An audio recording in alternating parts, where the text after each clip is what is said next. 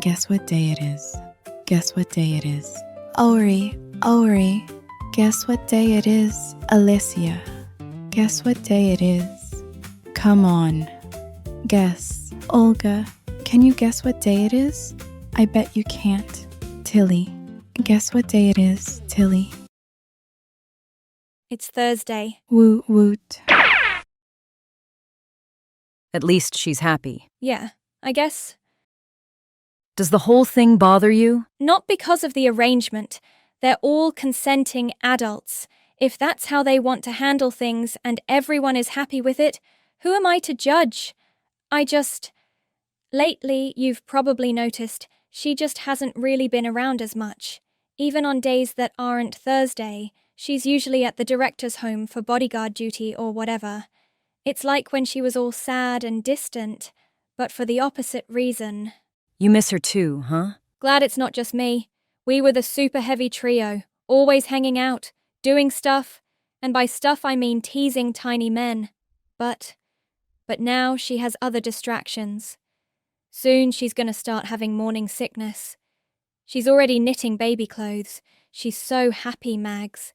It's not like before when she was distant because then I could justify sticking my British nose into her business since she was depressed. But I can't justify that now. I should be happy she's happy. But she's been your closest friend for a long time. You two were inseparable before you even met me. It's understandable this change is affecting you more. I notice her absence as well, but I spent so many years being angry and alone that I guess I'm more adjusted to it. And hey, we're still friends, right? of course. And I don't want you to think I don't appreciate you, Mags. You are just as important a bestie as Devika is. I just wish I could say something to her without possibly upending her joy. Maybe we should get some advice. A new set of eyes on the situation? Maybe. But who? You are actually asking me how to handle this? I mean, you're the boss, so... Yes. Lord knows I am consistently reminded of that. We just miss our friend, Raina. But we also don't want to ruin her happiness. Have you considered just talking to her, ladies? But no buts. She is your friend, your best friend. I may be good for tactical analysis, but interpersonal relationships are going to require some initiative on your part.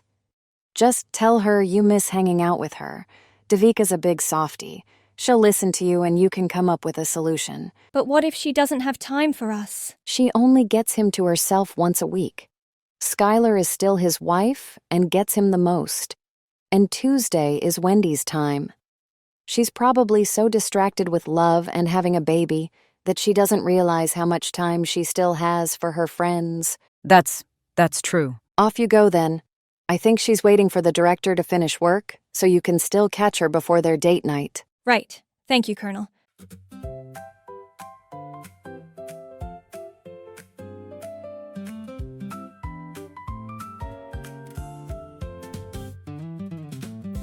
Devika?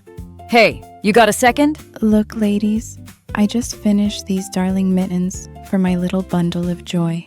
Got to make sure she stays warm come wintertime. That looks lovely, Devika, but... Oh, I should make her a set of booties too.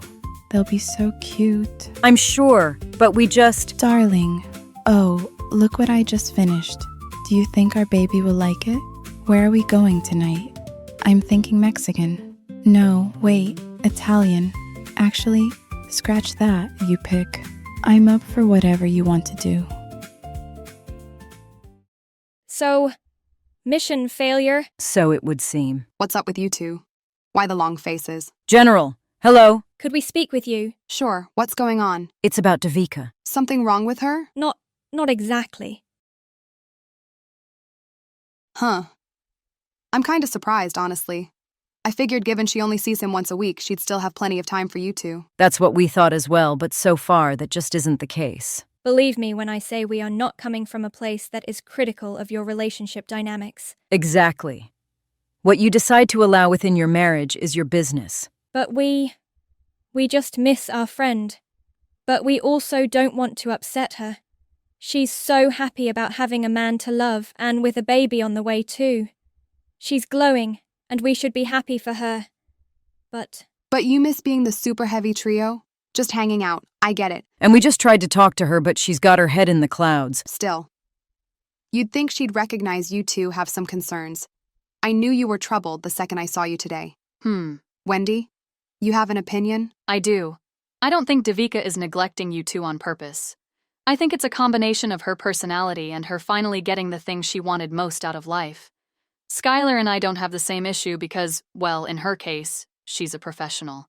And even when she got married, she still had her leadership responsibilities to worry about. She was still hanging out with her friends, even while in love. Fair assessment. As for me, happy as I am being able to express my feelings and having a baby, I also have actually been in a relationship before. Bad as that went, this isn't new to me, and I also have a service record. Believe it or not, I do know what discipline is, and now that I am seeing the man I love, I no longer am as inclined to obsess or think about him constantly. I can actually focus on my other friends and interests. Obviously, when my own daughter comes along, that'll be another priority. But the point is, the once-a-week date nights and bodyguard duty works quite well for me. But Devika is different. She never actually served, technically. She was experimental, like you two, and hid in a field for decades with only her first love to talk to on occasion, who also politely rejected her. She's a super heavy tank, but she's also sensitive and very prone to being ruled by her emotions. I think she's just so happy, so in love, and so content for the first time in possibly her entire life, that at the moment she just can't think about anything else. Yes, that does seem like it could be the case. I agree, but what do we do? Talk to her, like you tried to do today, but at a better time. You got to her right before hubby was done with work. No way she'll delay her time with him in her current emotional state. But afterwards, that will be a different story. About what time is that? 2 a.m. on the dot, and she's very good about keeping to the schedule. Wendy and I usually just hang out together in the meantime while Jael has a grandparent day. Why don't you two come with us? It would be a good distraction while you wait. Yeah, sure. Why not? Thanks. Don't mention it. So, still can't believe we've got 2 more hybrids on the way. 3, actually. I'm pregnant again. Haven't announced it just yet. Wait, really? Yep, She can't be letting Devika and I one-up her like that. I am still the wife. Therefore, I get the most adorable babies. It's the law. I don't think it's a law. Yes, it is. How does Spectre feel about having to cover up even more hybrids? She was, annoyed. Does that blasted man not know how to wrap it up? Does he think all this paperwork does itself? Kind of surprised Skylar allowed this. It was her idea. Little Miss Free Spirit up there. Don't even get me started on her. So, if she's letting him see other women, would she consider Don't even think about it, Spider. shutting up? Good night. I had so much fun, darling. See you for my shift tomorrow. Love you. Oh, Tilly, Magna. I didn't expect to see you here. Wendy, why don't you go do your rounds? I can mediate this. Sure. Mediate? Mediate what? Before you run off, Tilly and Magna need to talk to you. Is something wrong? No, but yes. It's just, we miss you, bestie. Miss me? But I haven't gone anywhere. No, but you haven't been really hanging out with us anymore. I haven't? No, you haven't. You've just had your head in the clouds. When's the last time we honestly hung out like we used to? Well, it was, oh dear. Tilly and Magna just miss you, Devika. And since you're only seeing him once a week, I should still have plenty of time for my friends. You're right. Goodness. I've just been so focused on him and our baby on the way, and I'm sorry. No. We don't want you to be sad. That's exactly what we were trying to avoid. We are so happy that you are happy. We just want to hang out with you sometimes. Like we used to. And I can do that. I want to do that. I was so caught up in my excitement that I'm so sorry. You two are my besties, and that hasn't changed. I need to do my bodyguard shift tomorrow, but after. take the day off. You sure, Skylar? Yes, we're taking Jael to the zoo. Plenty of security there, and he'll be with me all the time. Take the day off. And spend time with your friends, Devika. Your little girl is gonna need 2 of the best aunties around when she comes along. Oh, yes. The super heavy aunties. That would be wonderful. I'm sorry I upset you too. It's okay, bestie. We just want you to be around a little bit more. I will. I promise. They get their issue resolved? With some help, yeah. Sorry to bother you with it. I told them to just talk to her. Yeah, well, sometimes you kinda gotta guide them down even the simplest of avenues. They doing better? Yeah, I'd say so. They just saw Tim walk through the hangar, so I think they went to... I said begone combat concubines. Tim is mine and only mine. Oh God, Lena, no shooting. They are actively pursuing my precious Timothy. They're just joking! Lies! In a better mood today? Now that Devika is out of her distraction phase, yes, I am much better. I can tell. Glad you're... Huh. What's wrong?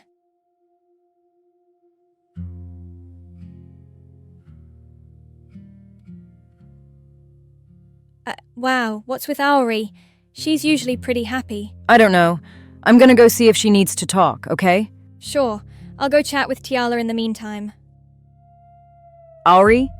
How's it going, friend? Huh? Oh, hello, Magna. It's nothing, really. You sure? Look, I won't push, but...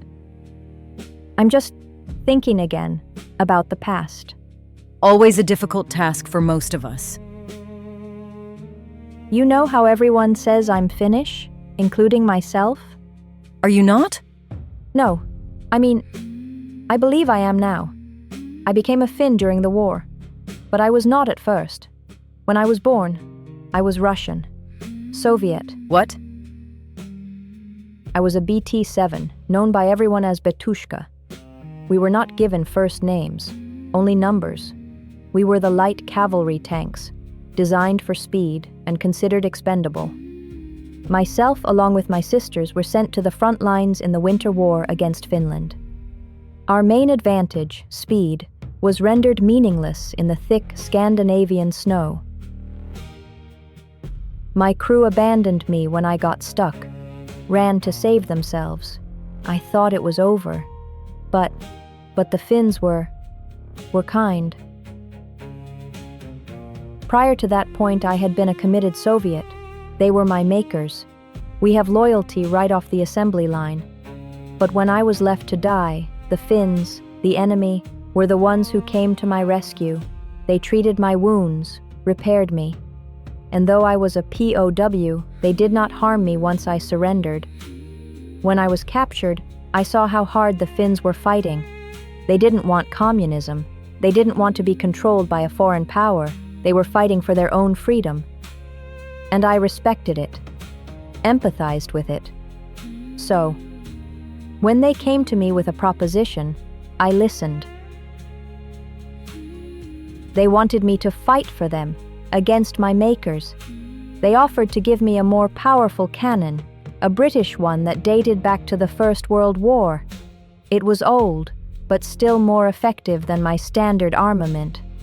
I thought it over for a few days, and kept thinking about how kind the Finns had been, and how my makers had left me behind.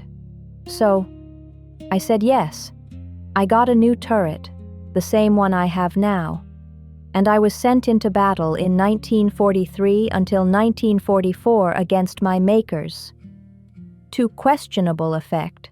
Questionable? The new cannon was better, and against pillboxes and infantry it worked, but the Soviets had newer families of tanks by then, better ones with better armor. My sisters and I were torn apart.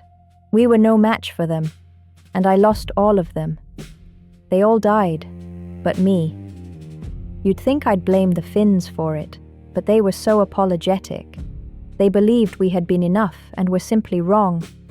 I only made it home because of the kindness of my commander for refusing to leave me behind. And they protected me, but never sent me into battle again. I guess I just miss my family. Even among those that didn't switch sides, there are so few left. I keep wondering if I made the right choice. Was it right to turn on my makers? To fight for the Finns just because they were kind? I don't know. I don't know if I'll ever know. You want my opinion? Sure. The Soviets could never be trusted. I know a lot about that. Of course, neither could my own makers. What do you mean? I was not the only member of my family, Ori. I, like Devika, once had a sister. Her name was Magdi.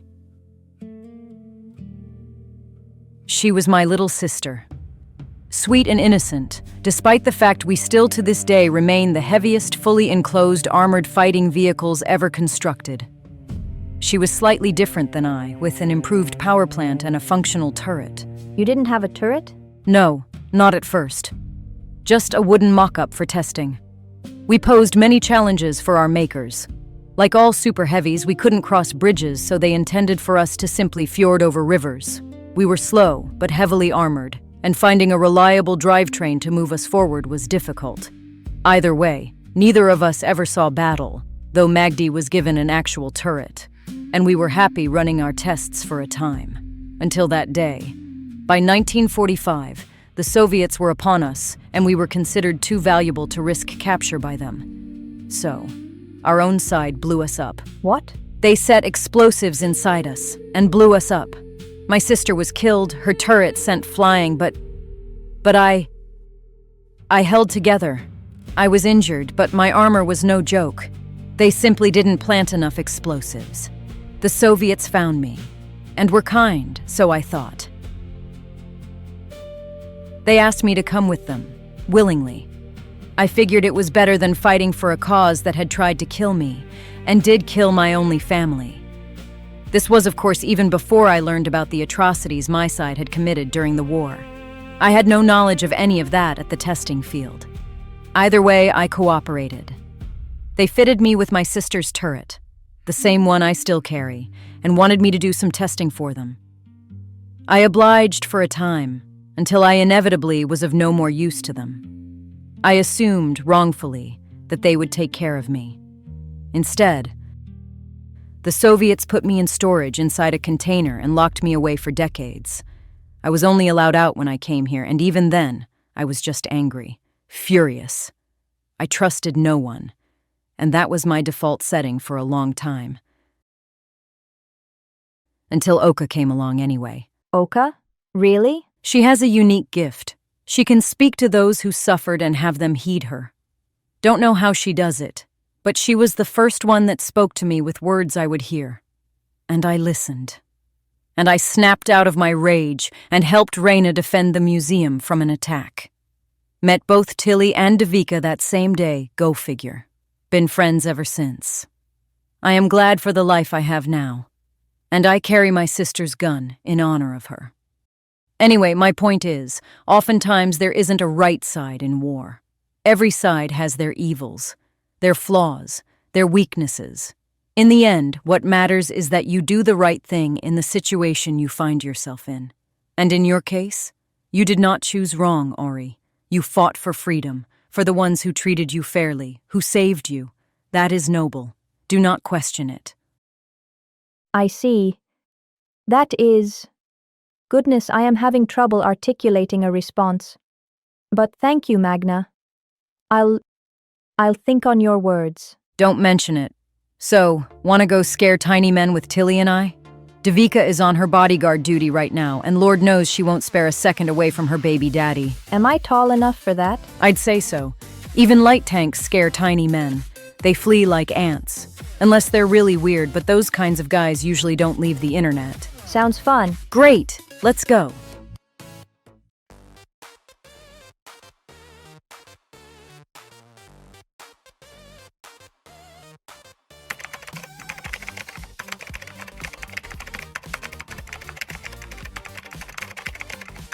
So I finally convinced the Spinosaurus to leave the fences alone. For now. What are you up to? I'm trying again to formulate a way to analyze maternal lines with vehicle hybrids. You really think there's a way? Even the basic metals leave a signature. And the metals from the mother's side are the things that usually make up the hybrid DNA that half-breeds possess. I made some tests with Nadezhda's DNA and managed to get it to at least acknowledge that her mother was a part of your family. I don't think we'd ever manage to get an exact match down to an individual this way. Nor do I think it would work for three-quarter hybrids, but it's better than nothing. Spectre is pushing me to work on it more. Wants to know who the heck the mother was of those behemoths that attacked the city. Did you try the molecular analyzer? That's actually what I'm working on right now. Thanks for your suggestion. It's far more thorough in its analysis and will likely yield a more precise result, in theory anyway. We were able to secure a sample from the Rada when she was captured, and by comparing the exact blend of metals in her hybrid DNA, we should be able to at least get a rough idea of... What is it? That's impossible. Let me see. Huh? But... It's impossible, right? It should be, yes. Based on my historical knowledge, anyway. Why don't we trade places for a bit? I'll make some adjustments and see if I can iron out the result. We'd best make sure it's correct before sending the data to Spectre. Oh, sure. I was wondering how the brachiosaur herd was doing.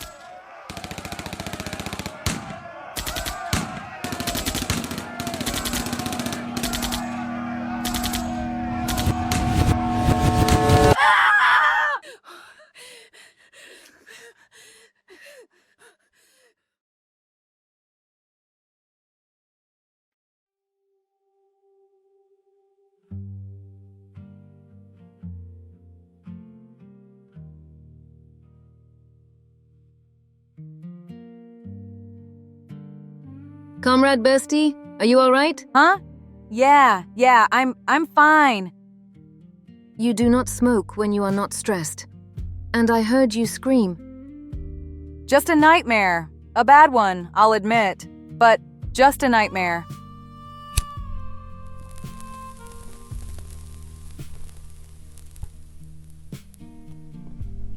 You know what the first thing I acknowledged was better in America than the Soviet Union? I don't believe you ever shared. The cigarettes. Soviet cigarettes tasted of gulag sewage. Not that American brands are any better for you. Both will kill just as easily. But in Soviet Russia, even the damned cigarettes reminded you of how pointless your life was. We did not exist to be happy. We existed to serve the communist machine, and within that machine, we couldn't even be allowed the privilege of enjoying our slow, self-inflicted deaths. But in America, your people somehow made everything more enjoyable, even a toxic roll of tobacco. Surprised you acknowledged such things before you met me. I already told you of my experience at the Berlin Wall. Silently questioning the state was, I suspect, far more normal in the Soviet Union than any would be willing to admit. Most of us did not live happy, fulfilling lives, but they were ours. And we would rather live a sad existence than not live at all. Perhaps that should be a new Russian proverb. It's not like we were picture perfect here, especially in our efforts to stop communism. So, it is what I thought. This is about Vietnam. It was not what everyone thinks, but it wasn't good either. Korea was at least a success in terms of preserving South Korea's liberty. But Nam? We had no hope of winning. The enemy was within, and we were handicapped almost the entire time. So many dead, us and civilians, all because of two governments continually making mistakes. I was not there, Bestie. But some of my younger sisters were sent to the North Vietnamese.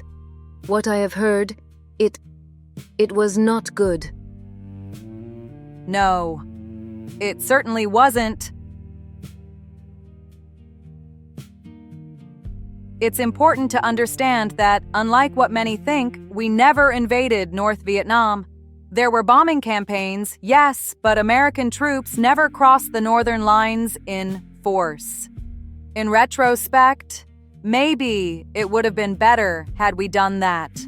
A full, committed invasion of North Vietnam would have been impossible for them to halt, but the concern was foreign intervention. China had gotten involved in Korea, and the brass were worried either they or you would do the same in Vietnam. So instead, our job was to simply defend the South, which wouldn't have been the worst thing if not for the fact that the South was hardly united.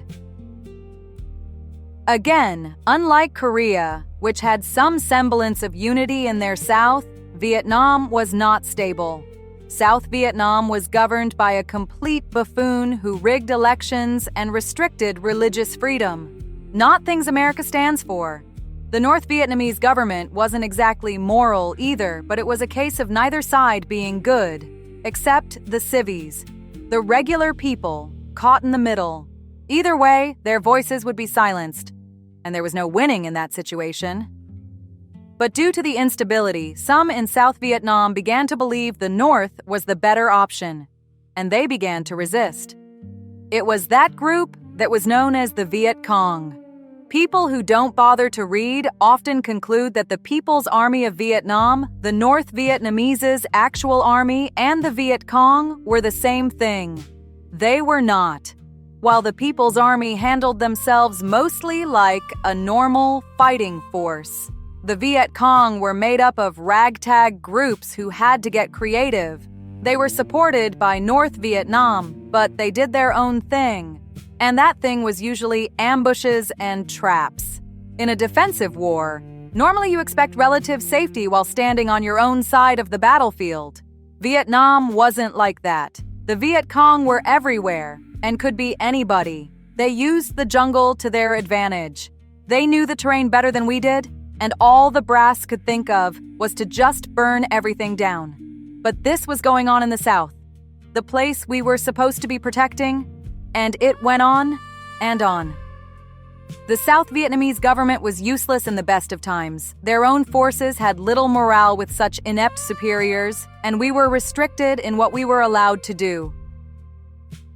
I lost so many friends, Olga. Daniel got caught in a spike trap. Walter lost his legs from a landmine.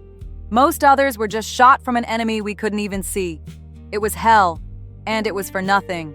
Without being allowed to actually fight properly, and with a useless ally, we were finally told to leave, accomplishing only death. And the South fell not long after. They evacuated as many people as they could, but we failed. We suffered and died, and still failed. I still see their faces, all the time. Bestie, your war may have failed, but your heart remained aligned.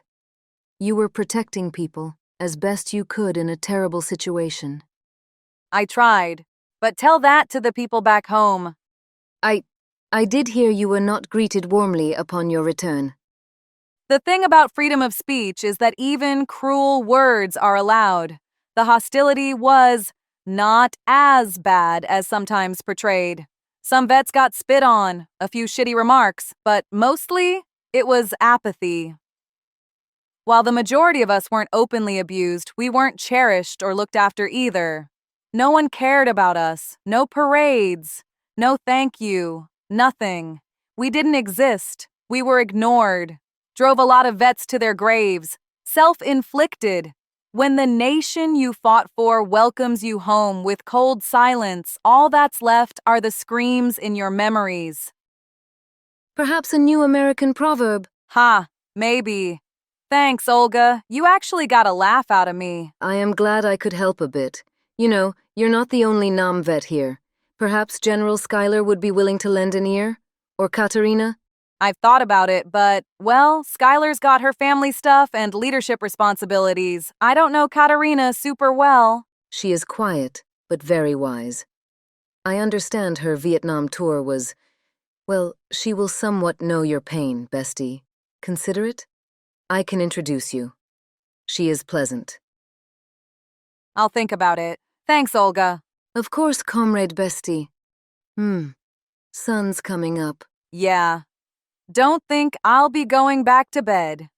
You want to go out and grab breakfast? Certainly. American coffee was the second thing I decided was better than the Soviet Union. Oh, yeah? Coffee was scarce for us, and reserved mostly for the elite. Regular citizens either had cheap tea or instant blends that tasted of Stalin's foot fungus. Isn't having an elite class in communist society not how communism works? See, this is why everything works so much better here. At least you all are honest about social classes. And even the poor can get decent coffee. God bless America. Ha ha ha! Look, I know it's a difficult topic for you. You think? I already told you 3 times. My sister is dead. But if you didn't see her body... Damn it! What do you want from me? She's dead, blown up, murdered, and that's the end of it.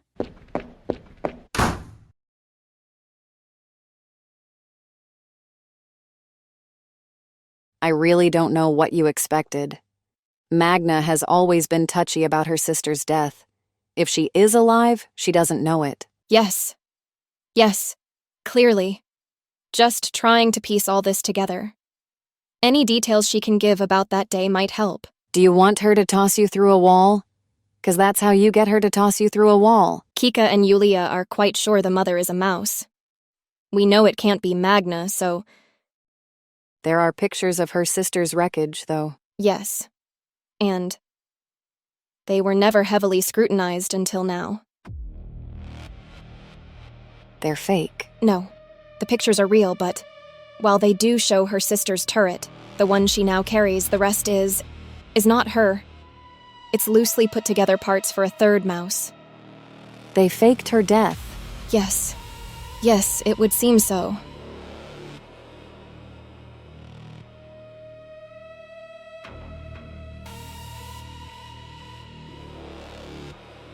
I heard her screaming. Is she all right? Her pain flared up again. I gave her some more medicine. She is asleep now. She will not last much longer. If she is to live to see our revenge. Yes! Ermin. Did you finish? Yes! Finally! I found them. All the remnant prodigy of those men. How many are there? Less than expected. There's only 2 left in Germany, but both elderly and without children. Probably not worth it. In France, on the other hand... 24? All in the same vicinity. A close family. Makes it easier for us. Prepare, little sisters. We're going to Paris.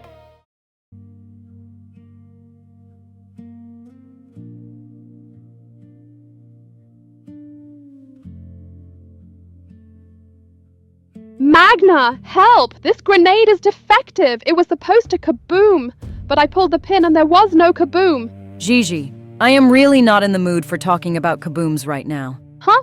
Oh my, you look so sad. What is wrong, Magna? I don't want to talk about that either. Okay, I understand. It's a fake grenade, you know. Is it? Yeah.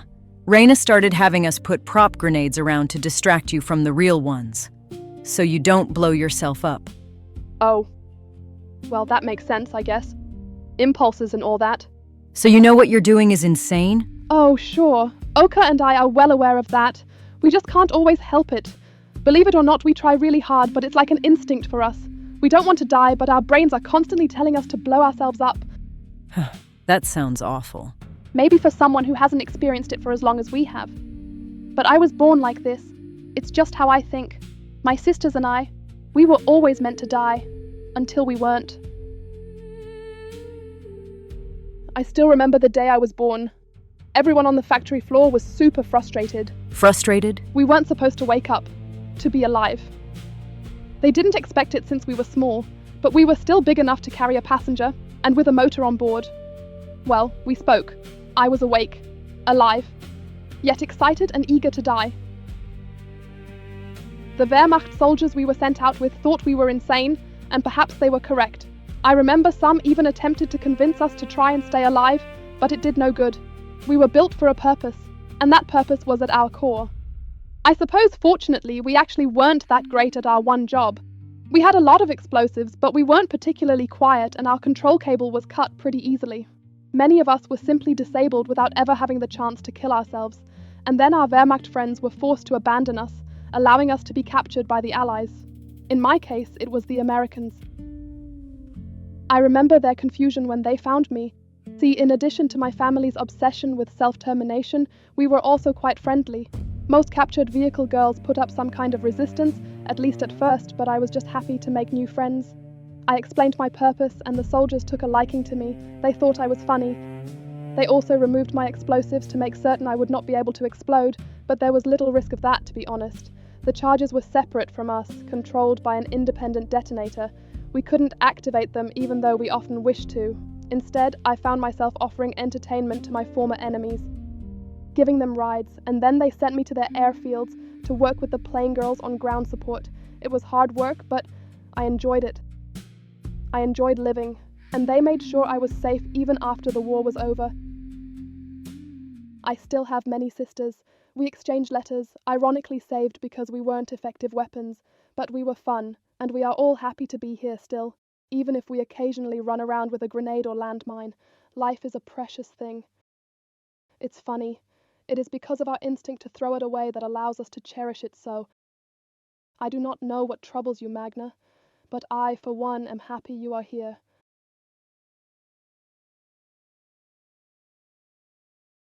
Why do the suicidal ones always get to me? Hey. Hey. What does she want to know? Everything about the last day you saw your sister. Any detail could help us explain all this, but I know it's difficult. Is she really alive? Is she really the one they used? They used for... We aren't 100% sure, but the pictures of your sister's remains were confirmed to not be of her. Her turret, yes. But the rest is just unused components for a third member of your family who was never born. Jesus Christ. To answer Spectre's last question, no, I didn't actually see her body. That day, everyone was fearful, running around, unsure of what to do. The Soviets were approaching quickly, and they only ordered us to leave at the last possible moment. Magdi and I were together at first, but then she went off on her own. She wanted to make sure Jasper was getting to safety. Jasper? Jasper Rudinger. He was a mechanic, not a soldier. He and my sister were close. He was nice to me too, a very pleasant and polite man, but he definitely favored her. They were always talking, spending time together when we had a break. Were they involved? I admit I began to wonder that as time went on, but I never had the chance to ask. I watched Magdi run off to find Jasper, and then some of the soldiers approached me. They requested I turn into my vehicle form, said that they had a real turret for me to use, but they needed to make some quick modifications while they still had time. Explained that they wanted me to be able to fire back at the Soviets should they catch up to us during our retreat. Seemed reasonable, so I complied. They brought a few boxes on board from behind me. I couldn't see what was in them. By the time I realized what they were actually doing, it was too late. It is not possible for me to describe the pain I felt as I was ripped apart from within. But it is not an experience I would wish on anyone. Somehow, despite the agony, I was still alive. They had not used enough explosives to kill me. Perhaps they were running low or were simply rushing. Either way, I lived and was furious. But I was still badly hurt and could not move. The next people I saw were the Soviets, who were more curious than hostile. They recognized I was badly hurt and knew I was no threat to them. I asked about my sister, explained that there were two of us, and begged them to find her. They promised they'd tell me if they found anything, and to their credit they did. They found her remains, and her turret, said it had been thrown off of her from an internal explosion. It didn't take a rocket scientist to deduce what had happened, at least based on all the information I had. They gave me the turret. I think at least the Soviet soldiers did so out of kindness, But their superiors had other ideas. I was tested and then effectively imprisoned. You know most of the rest of my story. But I had no clue she could have been alive, Raina. All these years. Dietmar Blumhardt's journal mentioned a man named Rudinger. Who is Blumhardt? The brains behind Project Swarze Sonne. The journal mentions that this Rudinger man was constantly interrupting tests and worried about the subject's comfort.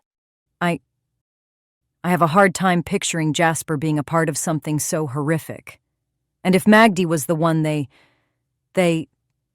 Oh my God. We still don't know for sure. But could you tell Spectre what you told me? Yeah, okay. Let's go see her. Thank you, Magna, for sharing what information you have. I know it is not easy given the subject matter. Yes. Understatement of the century. Just to be clear, this is all you know? Are there any other details you can share? That's everything. And Jasper Rudinger was just a mechanic as far as you know? That's right. He was a kind soul, so I believed. And that could still be true. Rudinger is not an uncommon German surname. It may not be him that Dietmar was referring to. Do you really think they used my sister? Do you really think she was abused so brutally? I suspect it. Yes. Not 100% sure, but... It's surreal. Thinking her dying via internal explosion would have been merciful compared to the other option. Can I get you anything? A water? Or... No, thank you. I'm fine. Just need time to process all this. If it is her, is she still alive? Maybe. But again, we aren't sure yet. The Rata and the monster. They would be my nieces. Yes. They would. Ma'am, I am sorry to interrupt. We have a signal coming from the Rata's tracker. What? Where? It's near Paris. She's gone again. Try to isolate it. Wait, what's going on here? I'm not sure. All electronic systems showing France are shutting down. Radio, television, it's all gone. France, it's gone dark. Contact their government. Now. I'm trying, but nothing is getting through. You said she was near Paris? That's right. I'll need a ride. Ask Stella to prepare for takeoff. You'd be going in blind. Yes, but I've faced them already. I know more than the French likely do. Take me with you. Magna, are you sure? If they really are my nieces, maybe they'll listen to me. Maybe I can talk to them. Get them to stop whatever they're doing. Something. Let's go get Clémence, too. She knows Paris better than we do. Roger that.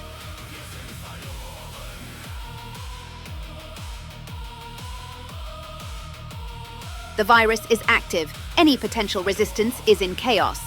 Mahilda, are you in position? I am.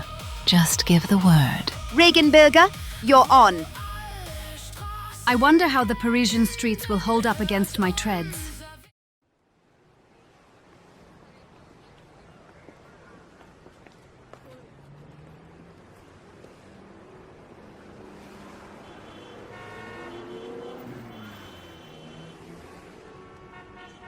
Greetings, citizens of Paris. My apologies, as I am not caught up on my French lessons. I'm sure you'll be able to translate should you require it. Some of you may have already become aware of your personal electronics no longer working as intended. Rest assured, they are perfectly functional, simply disabled. You see, I have control of all of it now. Your televisions, your computers, your satellites, all of France's most advanced technology, assuming it is connected to a network, is now at my fingertips. Now, I suppose you are wondering, what am I going to do with all this sudden power? What shall I make happen? Should I crash your economy? Disable all your precious electronics to make them permanent bricks? Launch a few ICBMs at your neighbors? Oh, maybe I'll direct one of the satellites to crash right into your fair city. Decisions. I see and hear the fear in you. But please recognize that I, ideally, would rather not do any of that. On the contrary, there is quite a simple way to avoid any and all negative consequences of the situation. A simple delivery to my little sister. Some of you have already noticed her. She's the tall one with her cannons trained on your cherished tower. What we want is a few individuals, a family called Fischer. Their names and addresses are coming across your devices now. My name is Ermengarde, and I am the first product of a top-secret project of the German Reich known as Schwarze Sonne, as are my two younger sisters. We and our mother were abused, tortured, and brutalized by the Nazis who were a part of the project, and that includes one of the ancestors of the Fischer family that now calls France their home. Give them to us, so we may have our justice, and we will depart in peace. We will trouble you no further. Your devices, your networks, and your lives will be yours again. But should you not heed us, not only will I destroy your nation's digital foundation, but my sisters will begin razing your city to the ground. My baby sister, Mahilda, sits 20 miles out and is prepared to rain down 5-ton-high explosive rounds on top of you. And as for my other sister, Regenbirger, make our point clear.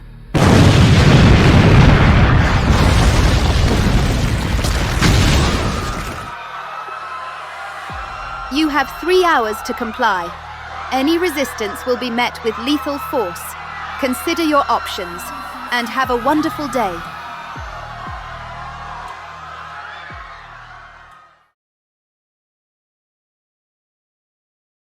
How are you holding up, Clemence? I just wish to get there as soon as possible. I do not enjoy the thought of German weapons destroying my home yet again. They are not just weapons. They were victims, too. I apologize, Lady Magna. I meant no disrespect. It's all right. Sooner I can talk to them, the sooner we might be able to end this without violence. Magna, just to be clear, if they won't listen... We'll have to fight them. I know. And I will be ready to do that should the need arise. Okay. Just wanted to... Reina, we've just passed over the French coast. I'm getting a signal from an unknown source. They want to know who we are. Can you put them on the intercom? Done. Identify yourself at once.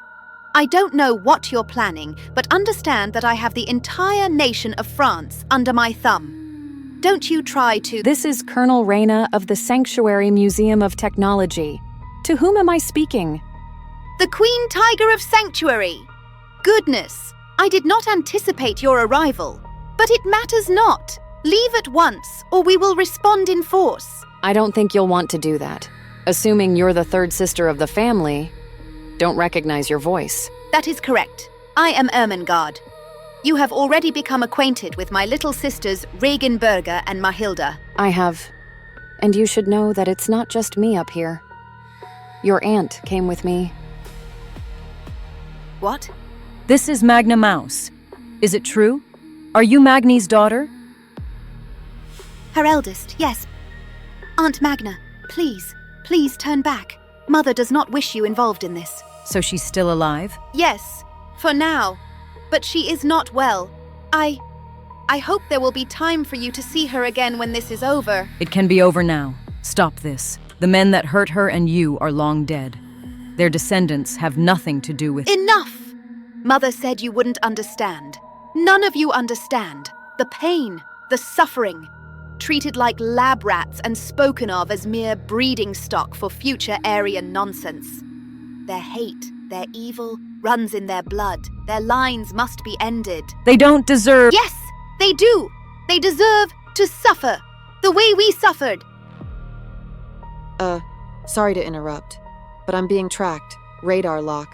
Ermengarde, what are you doing? I have control of the automated SAM sites. Turn back. Now. Stella, I'm guessing you're not so good at avoiding missiles. That's a stupid question. Figured. How close are we to Paris? I can land in 30 minutes if I don't get shot first. Forget it. We're jumping. Open up the ramp. You're what? Reina, what about parachutes? No time. I can take the fall. Trust me. I'm going with you. Same. Are you sure? It's, still gonna hurt. They are my family. I must stop them. And my nation is depending on us. Follow my lead, ladies. Stella, we're jumping. Turn back now. Good luck, ladies. I'll let Spectre know what's going on when I'm out of the interference.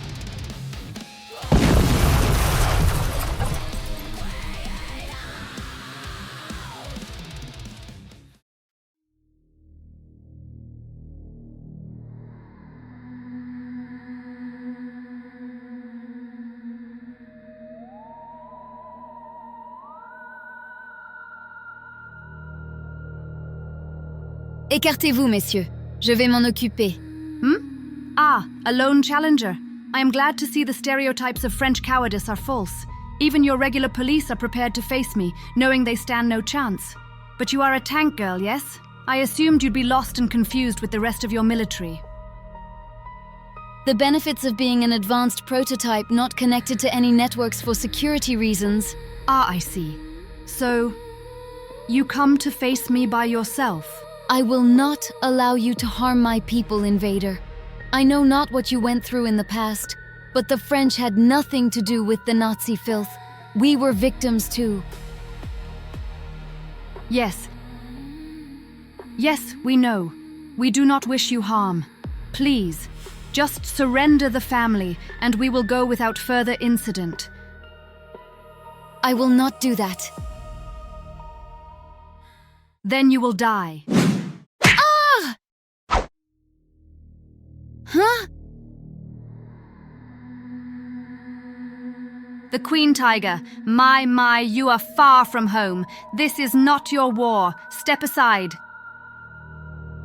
No. You are Regan Berga, are you not?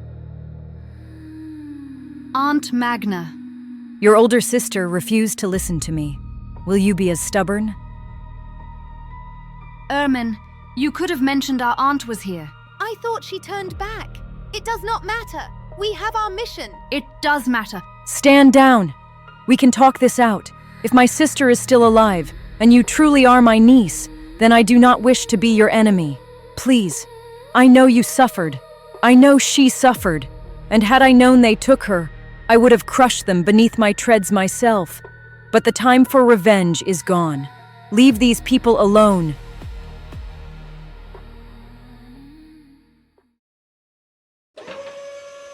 No. Move. Stop!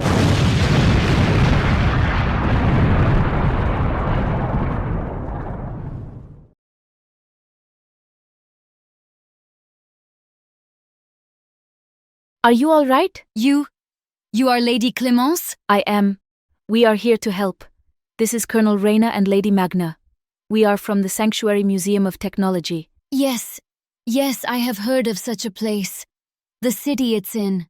It was attacked by that beast out there? Yes, we've faced them before. We're here to stop them. Then your help is welcome. I am called Esme. Our military is in chaos due to the hacking. My older sisters have lost most of their fighting ability but are trying to reorient themselves. I am separate from the network, so I am unaffected. Can we expect any other support? Unknown. Right now, it's just me and the local police, but they are in no way equipped for this and are overwhelmed trying to protect the Fisher family. Some of the other citizens, they believe we should give them up. Not everyone, but enough to cause a riot. Great. All right. Clemence, you go with Esme and help the police deal with the rioters. Are you sure, Reina? I am. You're a national icon. You have a better chance of getting through to the French people than Magna or I. And what will you do? Take down Arata, for the second time, and we'll need to track down her other sisters. The larger one, the monster. She is in position to shell the city. I don't think she'll be willing to risk her sister's life. Are you so sure of that? Call it a hunch.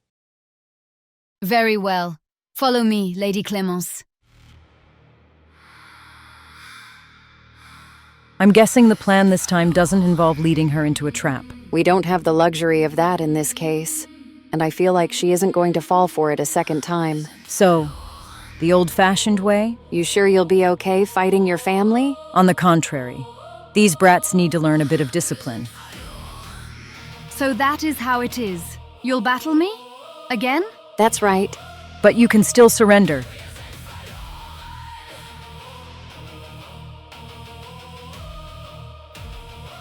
No, I cannot. Watch out, Magna. Enough! You stand no chance in a straight-up fight with me. Stop this, Regenberga. If you allow yourself to be consumed by hate, you are no better than they were. Be silent, Queen Tiger. You know nothing of our pain. She's tough, even with our strength. Don't give up yet. She was designed to be a moving fortress, a land ship. And if we can't sink her, You got an idea? I might. But right now, move. I do not wish to kill either of you. Do not force my hand.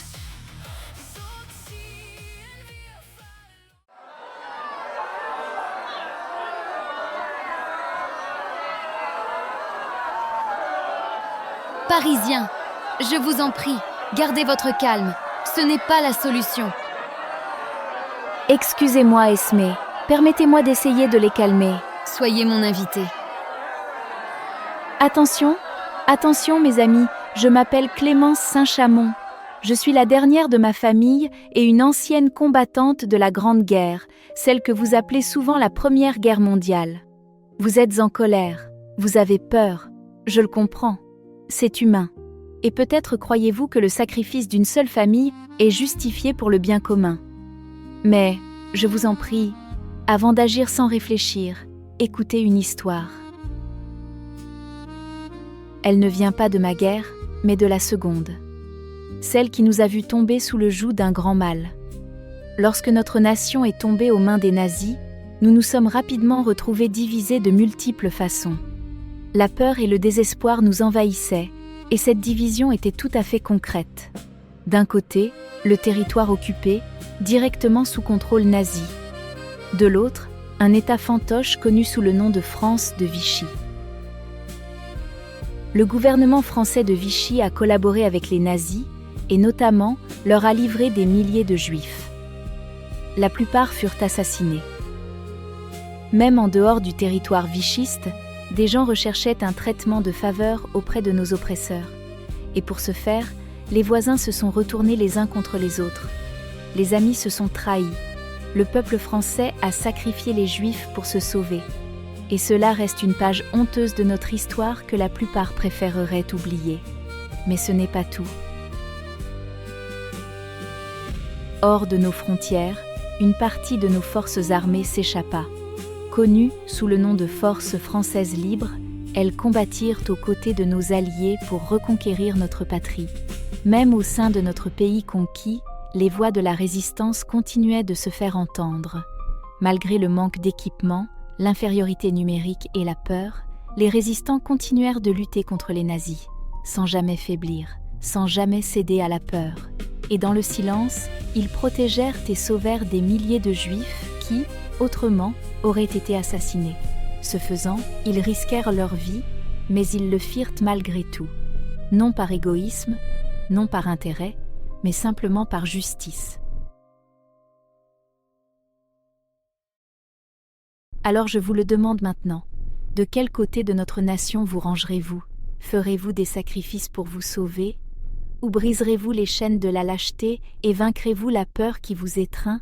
Nous ne sommes pas Vichy, nous sommes Français, et nous devons nous dresser ensemble contre la tyrannie. Madame Clémence, quel discours! Merci. La famille va bien? Oui, mais l'aîné Elias Fischer souhaite vous parler. Moi? Madame Clémence, je vous remercie pour vos paroles. Ma famille, ils ne comprennent pas. Que voulez-vous dire, monsieur Fischer? Mon père, il était membre de la SS. Il faisait partie des forces d'occupation. Ma mère a choisi de l'épouser lorsqu'elle est tombée enceinte, mais elle m'a avoué sa véritable nature avant de mourir. À moi et à moi seul. J'ignore les détails de ses méfaits. Mais c'était un nazi convaincu. Je vous en prie, ma famille, ces péchés ne sont pas les leurs. Emmenez-moi chez l'ennemi, laissez-moi leur parler. Offrez-moi en sacrifice pour sauver ma famille et ma ville bien-aimée. Non, monsieur Fischer, Nous ne pouvons pas vous permettre de céder. C'est mon choix. Laissez-moi décider. Je suis vieille. Mes petits-enfants, eux, sont jeunes. Ils méritent de vivre. Je vous en prie, emmenez-moi auprès d'eux. Esmé, tu sais où est l'autre sœur, n'est-ce pas? Celle qui est hors de la ville. Oui. Ces femmes, elles sont elles aussi des victimes. Peut-être que si elles parlaient avec le seul membre de la famille qui connaît une partie de la vérité. S'il vous plaît, laissez-moi essayer. Viens avec moi. Elle n'est qu'à quelques minutes en voiture.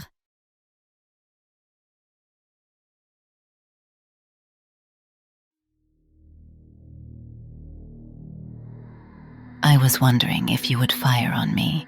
I am glad things did not have to be hostile. Yet. I am Marilda Monster.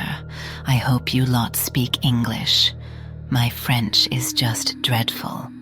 I am Clémence Saint-Chamond of the Sanctuary Museum of Technology. Ah, you came with the Queen Tiger, and you are French yourself, worried about your birthplace. Understandable. I am Esmé Leclerc, prototype main battle tank of the Armée de Terre. I heard you on the radio. Glad to see Regenberger didn't hit you too hard. And you have also brought me a little old man. I am Elias Fisher, patriarch of the Fisher family that you and your sisters seek. I see. I believe your instructions were to bring all members of the Fisher family to Regenberger. She is rather busy at the moment. Still fighting the Queen Tiger and Aunt Magna? Unsurprising. Neither one would go down easily. I come to bargain with you, Lady Marhilda. Not for my own life. You may take that. But my family, my children, my grandchildren, they know nothing of my father's sins, which I have no doubt you and your family suffered from. You are the son of the fisherman. The fisherman. That is what we called your father. Just how much do you know of his sins precisely? Mother only told me the truth on her deathbed. She was French. He was German SS. She told me he was a committed Nazi, believed in all the horrors they believed in. But he never told her details before he disappeared, presumed dead. Indeed. He is very, very dead. And you don't know the half of what your father did to us. My sisters and I were mere laboratory mice to the men assigned to the project, but the fishermen I remember very well. According to my elder sisters, in addition to the experiments we were subjected to, your father, well, he didn't care how young we were. He just saw a chance to engage in his own sick desires. He drugged them, used them. His superiors had no idea. And when I was born, my earliest memory was of your father's eyes. His cruel, selfish eyes. Looking over my sisters and I, like a fisherman looks at a pond of live game. He attempted to use me as he had used them, but in my case, he timed it poorly. Another member of the team rushed in, punched him in the face, knocked him out, and dragged him before Dietmar, the leader. The fisherman was shot for what he had done, but not because it was immoral and monstrous. On the contrary, he was shot for contaminating the experiments. See, they had planned to breed us eventually. They were only waiting for us to mature properly. His execution was not in our defense, but because he'd gone against his orders. Nothing more. Either way, his eyes still haunt me, and my sisters and I. Our only regret is not being able to choke the life out of them ourselves.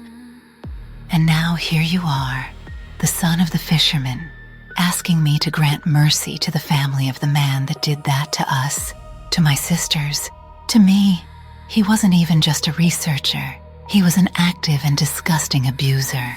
What say you? It is to my great shame that half of me is linked to one so cruel. I can only say I am sorry that he was what he was, but that my family knows nothing of it and does not stand for it. None of them would ever think of such acts.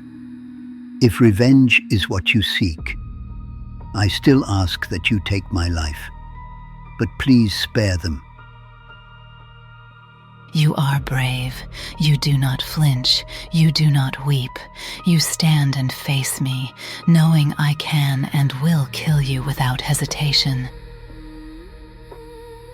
Yes.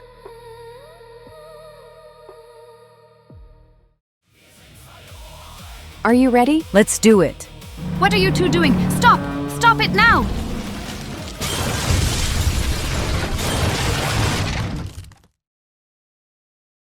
Ha ha ha. Incredible. Such strength. Both of you. What now? Now we stop the other two. How dare you? How dare you do this? Fine! So be it. Say goodbye to France as you know it. Huh. Wait. What is... Hi there. Greetings. What is this? Oh, just a little counter-hacking. Nice virus, by the way. Very impressive. A shame we have to take it apart. Stop it! Stop it now! Yulia, you handle the virus. I've got this one. I'm putting in my earbuds to avoid what you are about to do. Understandable. Wait. No. What? Ugh. Marhilda! Shell the city! Now! What? Marhilda! Marhilda, answer me! I came here to face those cruel eyes again, to see them and watch them die, over and over. But those aren't your father's eyes. Lady Clemence, Lady Esme, I would like to formally surrender. In accordance with all international treaties, we accept your surrender and swear to treat you with honor and dignity. Mr. Fisher, go in peace. Look after your family. You are not the monster that made you. And neither are you, Lady Marhilda.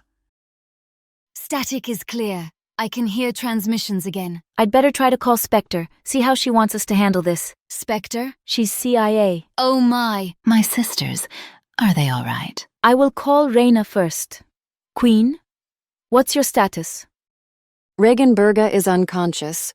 We're okay, but we don't know where the other two are. We have Marhilda with us. She has surrendered. Wait, she did? Really? She just gave up. Is that Aunt Magna? Hi, I'm your youngest niece. Hello, Marhilda. Considering how badly this could have gone, you all did phenomenal. No lives were lost.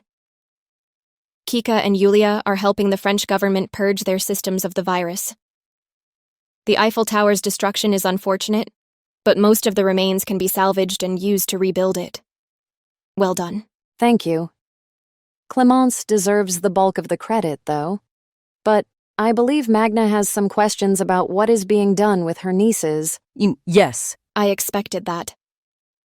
Well, we have not resorted to any inhumane interrogation methods if that is your concern. I promised you we would not harm them, and I meant it. Besides, in at least one case, we have not had to get serious when it comes to interviewing them. While Regenberga has remained silent thus far, Marhilda has been quite cooperative, even friendly. Her only requests were for a meal, which we provided, and to talk to you, Magna. She says she will answer any questions, but wishes they come directly from you and not myself. Normally, I wouldn't allow this, but I suspect she is being genuine and simply wants an excuse to talk to her aunt. I'm fine with that. But what about Regenberga? Her case is more difficult. Marhilda has both the benefit of cooperation and the fact she never actually managed to kill anyone during either attack. She did not even attempt to, spared their target. But Regenberga has several dozen lives to atone for, not to mention the billions in property damage. I will do what I can in light of the circumstances, but in order to make a case for leniency, I need all the information we can get. Regenberga's silence is not helping her, but if Marhilda can shed some light on things... I understand. Any update on Ermengarde? She is still missing. The French are combing the area, but I doubt they'll find her. She's gone. But again, if Marhilda can tell us where they live, where your sister is. All right. Then let me talk to her. Will you be okay? I've got this, Queen. All right. Here's a list of things I want you to ask. You need not focus on it. Keep the conversation casual and ask whatever you want. Just cover these points as the talk goes on. I'll be listening, so don't worry about taking notes.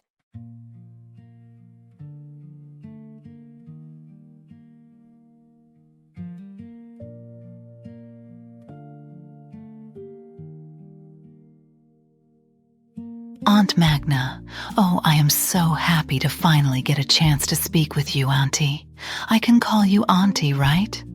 I concede I do not know the protocol for this sort of situation. That's fine. You and your sisters really are Magdi's girls. Yes, your sister Magdi is indeed our mother. And though the circumstances of our birth were horrific, she has loved us just as any good mother would, and we have loved her as good daughters should in return. When I spoke with Ermengarde on the radio, she said Magdi is not well. No, Mother is... She has been in poor health for a long time. We have done what we can, but the experiments, the torture, some of the damage was permanent, and it has shortened her life.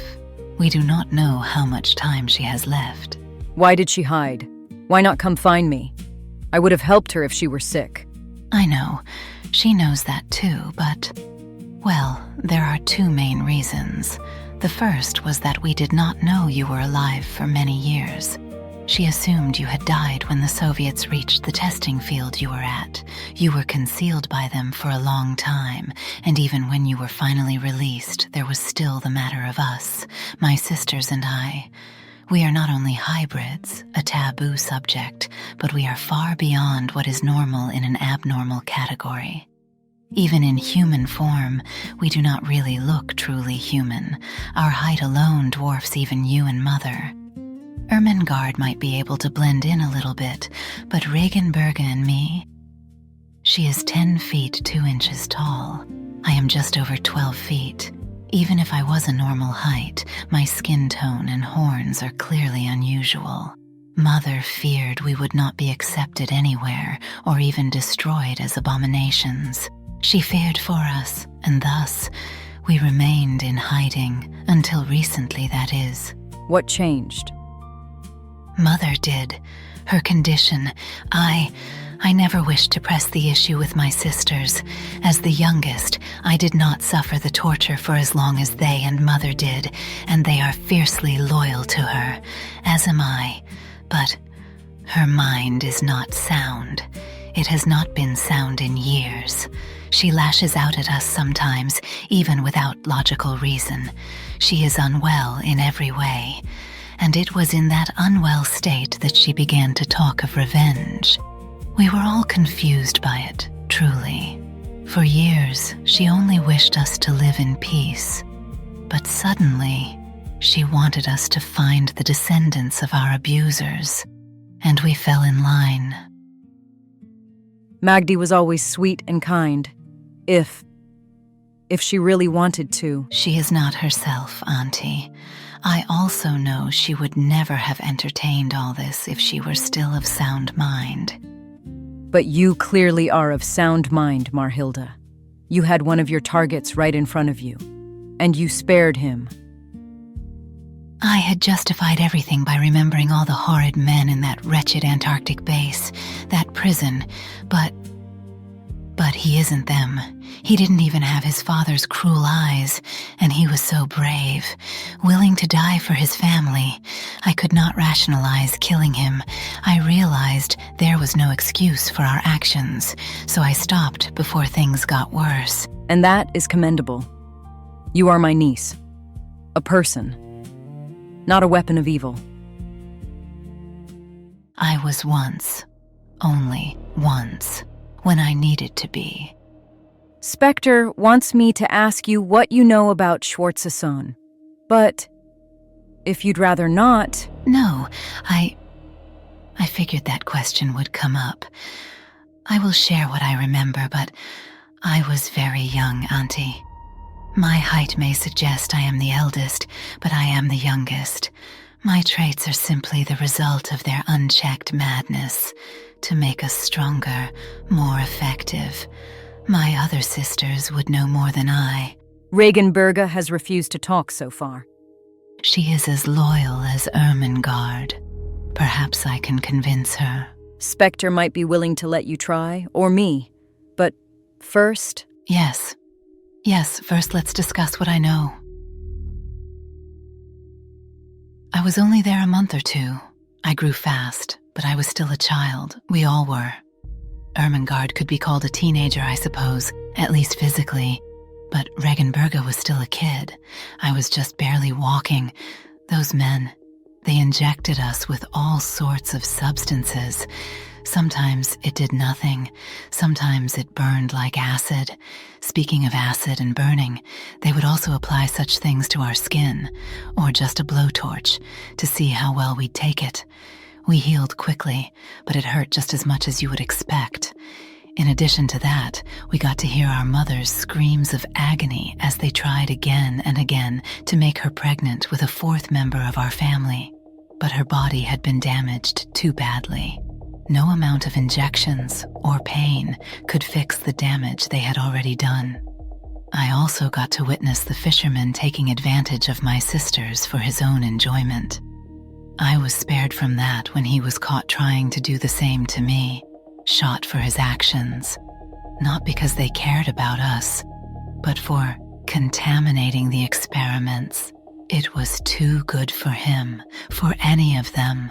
I wish I could give you more details beyond that, but I simply don't have them.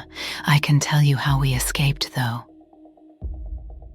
One night, my sisters and I were huddled together in the corner of our cell. It was cold. I remember that. It often was. Their shitty heaters weren't enough to keep out the Antarctic air. A man approached our cell. We had seen him around. He was the same one who had caught the fisherman. He walked up with the keys to the door. He never had the keys to the door before then. And he unlocked it, opened it, nodded to us, and left. Who was he? I don't know. He had dark hair and dark eyes. Never saw him dressed in an SS uniform or a scientist's coat for that matter. But beyond that, no clue. Either way, we did what we were made to do. The men in that place, they had wished to create the greatest weapons imaginable. Wunderwaffe. And I suppose they succeeded.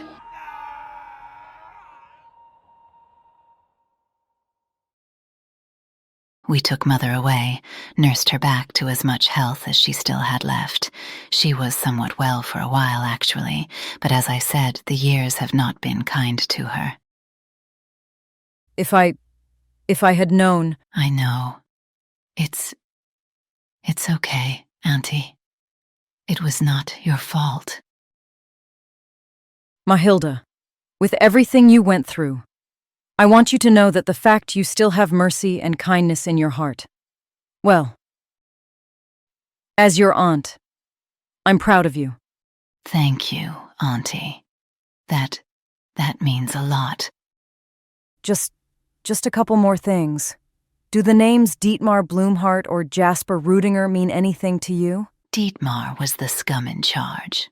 I don't know anything not already in the CIA's files on him, except that he often whined about my horns, screamed that they should be getting closer to true Aryan and not creating freaks.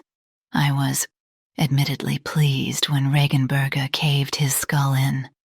But Rudinger, that one, it's a name that fills Mother with great distress. She has never discussed him with me personally. Do you know who he was? He was her friend. A close friend. She went to find him the last day I saw her. I see. There was also apparently a Rudinger at the base. Dietmar's journal mentions he was constantly trying to help improve Magdi's comfort. Really? Well, I know there was a Rudinger listed in the personnel files, but his first name was not listed. Most of them weren't, actually, just surnames and birth dates. It made Ermengarde's job of tracking down their descendants much more difficult. He was among the survivors, apparently, but died before he could give details. Ermengarde is the one you need to ask. She would know if he's the same Rudinger. We also want to know where your mother is. And Ermengarde, presumably.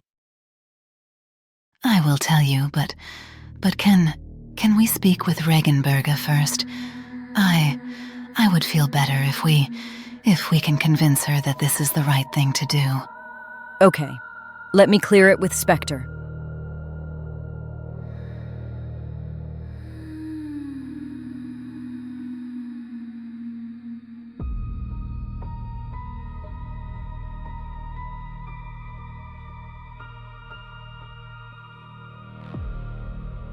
Aunt Magna.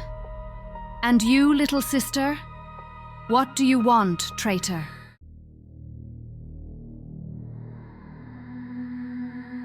We were hoping you would be willing to talk with us. Don't bother. There's nothing to talk about. Regi, listen, Silence! You betrayed us. You betrayed me. You had our enemy, the prodigy of those men, right in front of you, and you stayed your hand. Was it cowardice or treachery? I have yet to decide, little sister, but it matters not either way. Leave me alone. Both of your sisters say Magdi is unwell. Is this true, Regenberga? Why? Do you wish to harm her in her weakened state? Look past your anger. Your mother is my sister, and all I have done is try to help you, whether you believe that or not. Twice now we've had the chance to kill you, and we have not. You may be angry at me. You may even hate me. But you are my family. If you talk to me, I can do more for you, your sisters, and your mother. But it is your choice. My choice? I've never had a choice. I was born of cruelty, bred for conflict. My hands were destined to be stained with blood. You have a choice now. Sister, please. I said shut up, Mahilda. Do you know what you've done? It must be so easy for you to walk around all innocent and pure. You never hurt anyone. But I had to kill, to get the information we needed, and you threw it all away. Now I am guilty, and I can't even say we accomplished anything. Their deaths, their murder, it meant nothing now. Would killing the Fisher family really absolve you of your guilt? No. But at least I could say we got our justice. You killed the men that hurt you already. Marhilda told me how you all escaped. You killed Dietmar Blumhardt yourself. You should have seen the look in his eyes. I wondered if it was the same fear he had seen in ours, the fear he ignored until he felt it himself.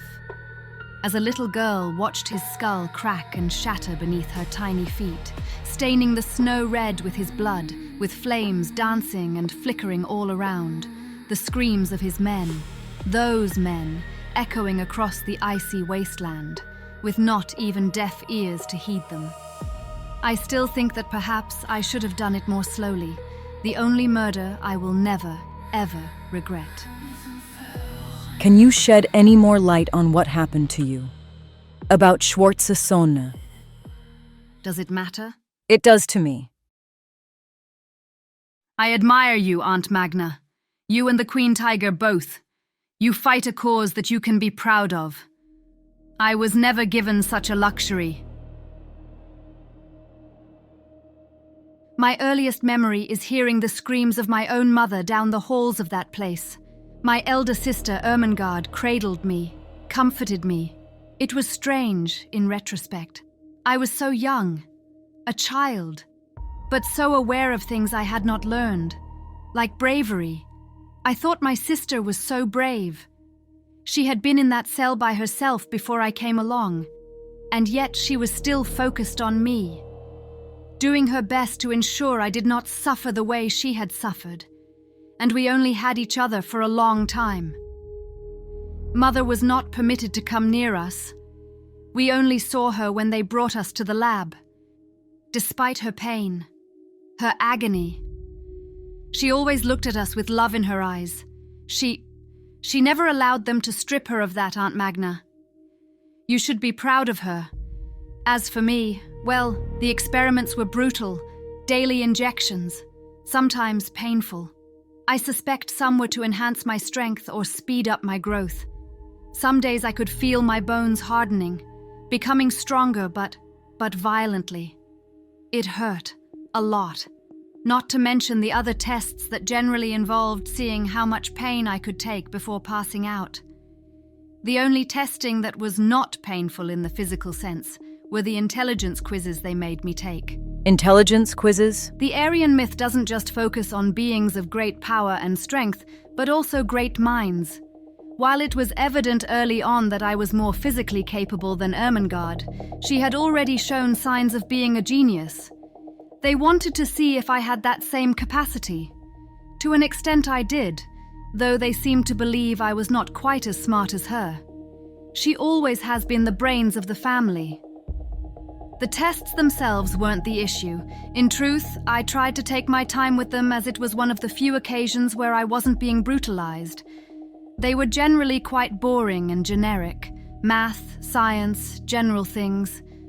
But the scientists grew suspicious of me, even alarmed, started demanding to know how I knew so much. And when I did not have an answer, they would strike me. I truly didn't know, they just didn't believe me. In fact, not knowing how I knew was about the only thing I didn't know. I scored perfectly on every test they gave me, despite no education being given to me. I went in blind, and still got them right. They wanted to know how I was cheating. Ermengarde had been given study material before her tests. They had not done that for me. And yet, I still passed. They hated it, resented it. Perhaps they were simply scared of it. Either way, they made me suffer more for it. Dietmar and the fisherman were the worst. The former was especially cruel to me. He was frustrated by my lack of Aryan traits. Black hair was inferior, as he put it, and my yellow eyes were wretched. I think he hated me for showing such physical promise, without appearing as the mythical Aryan superweapon he envisioned. Or perhaps he was simply a horrible man. Definitely the latter, and probably both. The fisherman was just as horrid, but in a different way. He did not scream or berate me. He just used me like a doll. I don't know what drug he used on us to accomplish it, but the effect was that Ermengarde and I could not move. We were limp, but still completely aware of every single depraved thing he did to us. I still see him in my nightmares. But I had learned empathy and bravery from Ermengarde. When you came to us, Marhilda, we wanted to protect you. We knew we couldn't, but we wanted to. It was only luck that allowed the fisherman to be caught by that other one. The odd one. Odd one? The one who also let us out the night we escaped. Yes, we never did figure out who he was exactly. The personnel records had no pictures, and we never heard anyone address him by name.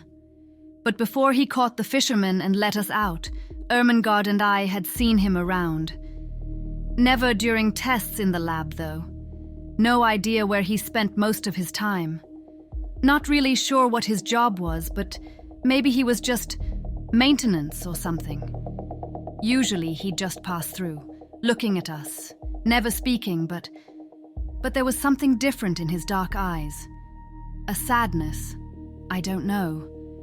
Once or twice he handed us sweets. He gave you candy? Yes. Genuine candy. Not tainted with toxins or a trick for some twisted game.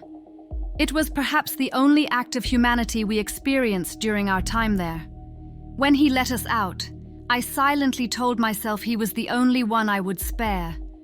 I suspect it was the same for Ermengarde, though we never openly discussed it. But we never saw him again. And Marhilda has already told you how we butchered the rest. And that is all I know. If there is any other truth to be found, It rests with Ermengarde and Mother. Though we have lived as a family for all this time, we rarely talk about what we went through in detail. Mahilda can confirm that. It's true. It has always caused Mother stress. And us too. Speaking of Magdi, how would you describe her state of mind recently? Mahilda, what did you tell her? The truth, Reggie. Whether you want to admit it or not. I only spoke with Ermengarde about my concerns once. Mother is not well. First it was only physically, but she has grown, short, ill-tempered. The medicine we give her for the pain is having less of an effect, and she never talked about revenge until she began seriously declining. I know I should have spoken up sooner, but I don't believe she would have put us on this path where she's still somewhat healthy. And that is the truth, little sister, though it pains me to say it. God, Mother, what did you make us do? Regenberga. I asked Marhilda to tell me where your home is, where your mother is. She wanted to talk to you about that first. Do you expect me to give you my blessing to invade my family's home? Reggie, you may never forgive me for this, but we had to stop. It wasn't right, what we were doing, and Auntie just wants to help Mother, and us. That's right. If I had known what was going on before... You would have come running, yes. Mother always knew you would, but even in her current condition, she still wished us not to involve you. Yes. Yes, perhaps if you spoke with her Aunt Magna, maybe you can bring out the loving mother she was, before she is gone. Wegelnburg. The ancient castle, back in Germany. Yes, there. There are undiscovered sublevels, areas that even the preservationists haven't found. It took us a few years of wandering before we found it, somehow wound up back in Germany. That is our home, and where Mother is with Ermengarde. Thank you, Regenberga. Can I go with you? I might get a pass for Marhilda, but... It's fine. Spectre? Everything you've done is for your mother. Am I right? Yes. Then do this for her too. Magna, go get Reyna. I'll get these two equipped properly. You would trust me? After everything? Trust? Not exactly. Not yet. But my job is to read people, and I've had to read a lot of villains in my career. You aren't like them. Besides, I turned off the form inhibitor in your cell 5 minutes ago. If you wanted to escape, you'd have done it already. Yes, I just thought it was a malfunction. No. Just a verification. You will have a lot to answer for, but right now, go take care of your family and end the damage Schwarzensohn caused for good. You said you wanted to fight for a just cause, sister. Yes. Let us not keep Auntie and the Queen Tiger waiting. Through the door over there. Weapons and armor. Take what you want. I'll send Reyna and Magna in when they get back. Hello? Spectre. I just finished running that DNA analysis on the monster you asked for. Yes. Anything noteworthy? Well, maybe... You said that the project called for their mother to be artificially inseminated with the genetic material of different fathers, right? That's right. And yes, that would make them all half-sisters, technically. Right. Okay, so why then are my results showing they both had the same father? What? Are you certain? I ran it 3 times. Did I send you the damaged tablet we found? Yes. I haven't gotten around to trying to fix it just yet. Forget about that. Try and get some DNA off of it. A skin cell, a hair, anything. If it was Ermengarde's. I can see if the DNA is hybrid in nature, and see if it's hers by cross-checking with the samples of the other 2. You want to know if they all have the same father? I do. And have Yulia make a trip to the gravesite of the men from the base. It's unmarked, so I'll send her the coordinates. I want DNA samples from all of them. You want to know which was the father exactly? Yes. Something smells off and we need all the facts. I'm heading down to Antarctica. Wait, what? Why? Because I need to know, personally, that the CIG didn't miss anything in the remains of that hellhole.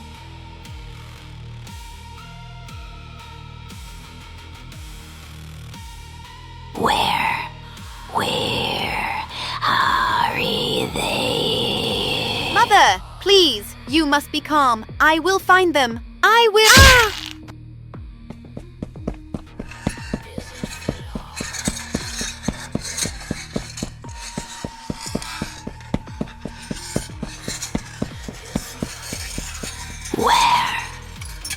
Where are you hiding?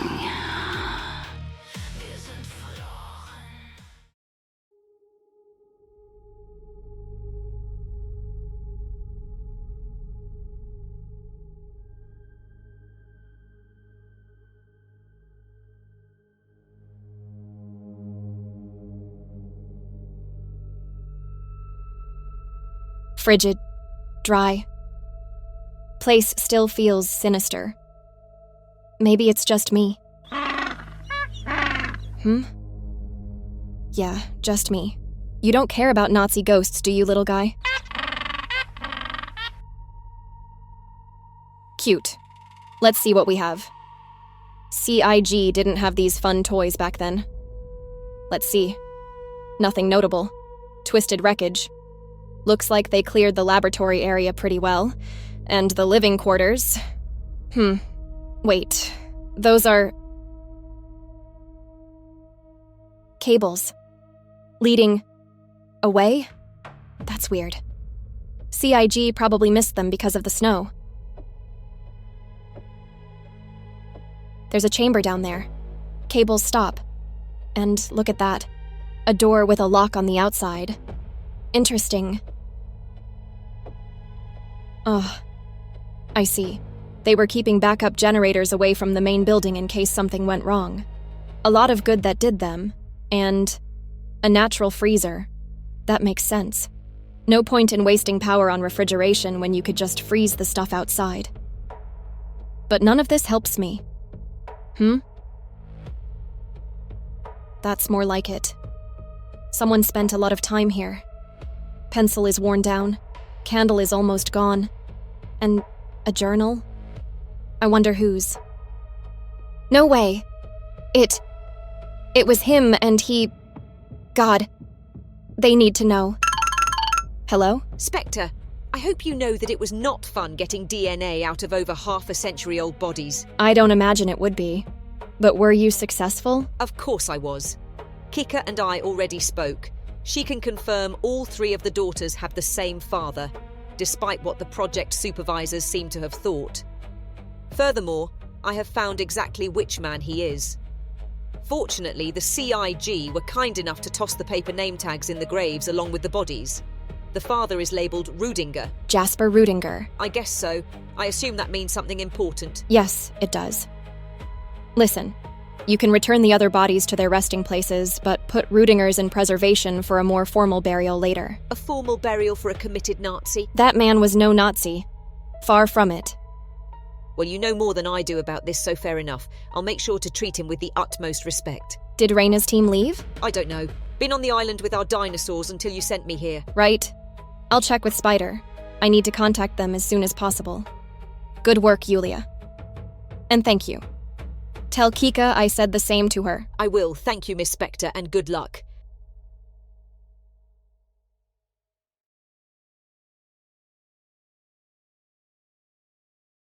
You know, Reggie, occasionally I've seen a smile on your face during our little hike. Have you? Perhaps you were simply imagining it. Maybe. Maybe not. I admit, despite the circumstances, there is a part of me that sings with joy. I get to walk on the same side as both my Aunt Magna and, of course, the Queen Tiger. You can just call me Reyna, you know, or Colonel. Nonsense. One of your station is worthy of the title. I've fought you twice. Both times I was defeated, but spared. You battle with skill and honor, and I am just happy to have this chance to earn your trust. You do still have to earn it. But Spectre is giving you this chance, and Magna believes in you. There is much work to be done, but I once fought for the wrong side, too. The guilt never really left me. but I was able to earn the trust and friendship of those I once called the enemy. They even had enough faith in me to allow me to lead them. I recognize remorse when I see it, and I believe in second chances. I am thankful to you for that. I will strive to not disappoint you or Aunt Magna. I know we're getting close to the castle. How difficult do you two think this will be, honestly? Well, with both Reggie and I there, Ermengarde will at least hear us out. She'll probably be angry, but she is the smart one. If I can see reason, Ermengarde certainly can. Mother is the one I am most worried for. Is her mind really that far gone? Not always. Some days she is more normal than others. If Ermengarde sides with us, and the addition of Auntie, she may listen. But she may not. She may not. I just don't know. Will she be dangerous if she proves hostile? If she's been sick, she shouldn't be able to put up any real fight. Oh, right. We probably should have mentioned that. Mentioned what? The SS did not only conduct experiments to increase the strength and power of Mother's offspring, they also did some directly to her. They amputated her left arm, replaced it with a prototype prosthetic, longer than her original arm, steel and extremely strong with sharp, pointed fingers, not practical for everyday use, but lethal as a weapon. They also gave her numerous other experimental modifications, mostly consisting of metallic implants in her skin to increase her ability, and the chemical augments effects still linger. Despite her degraded physical state, she is still capable of incredible feats of strength if she pushes herself. Why does she still have them? Why not take them out? Ermengarde tried, but they are too firmly implanted. Attempts to remove any of them caused Mother excruciating pain. She was of rational mind back then, so it was decided better to leave well enough alone. Makes sense. Well, hopefully she'll hear us out. Yes. We are almost to the passage. This way. We think it was meant to be a secret escape tunnel for the castle's original occupants. It connects to the sub-levels, which are sealed off and not officially discovered. Are they treacherous? Not anymore. They were when we first found them, but we made renovations, even furnished it. I assure you, our home's structural integrity is not a threat you need be concerned with. All right, where do we go from here? Can you call them on a radio or something? Afraid not. Ermengarde gave us personal jammers so we could hide from detection. We can't use them all the time as they are resource intensive, but the one installed here is basically always on. No communication in or out. Perhaps we should simply announce ourselves. If they know it's us, they won't attack Reina or Auntie immediately. In theory. Oh, that's reassuring. Still, this is your home. I'll trust you to make the call. Very well. Mother, we're home. Ow! Shh! Keep quiet, for God's sake. You hit me with a vase. Shh! Quiet. Wait, what are they doing here? Hello, Ermengarde. Nice to meet you face to face. Aunt Magna and the Queen Tiger. Speaking of faces, what happened? Answer my question first. Mother has been wrong. She is not of sound mind. What we have done, we should never have. Stop! Yes, you are right. Wait, really? That was easier than expected. I knew Mother was losing it, but I was so angry myself that I tried to reason it was a good idea. We did the same. Indeed. You're not alone, big sister. So, you make nice with them? Somewhat. Aunt Magna wants to help us, and Mother, and the Queen Tiger too. We were given a second chance. I am glad you are both all right, and that they treated you well. You are all my family, Ermengarde. I want to help you. Hell, Reina is my cousin. True story. And I'm here to help you too. But your face? Right. So, the reason why you need to keep your voices down, and the reason I was so easy to convince, and the reason for my current blood loss is... Mother. What? Mother hit you. Yes. She has never struck us. Ever. Even when she got angry. She completely lost control when I told her you'd both been captured. I tried to calm her, but she just lashed out, hit me, hard. She is not herself at all anymore. I've been hiding for, I don't know, a few days. Hiding. She's hunting you? Sure seems that way. She's been stalking through the halls and... Kill.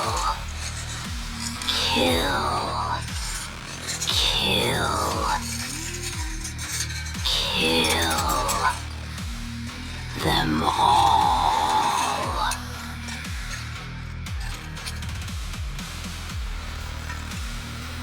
Magdi. Sister.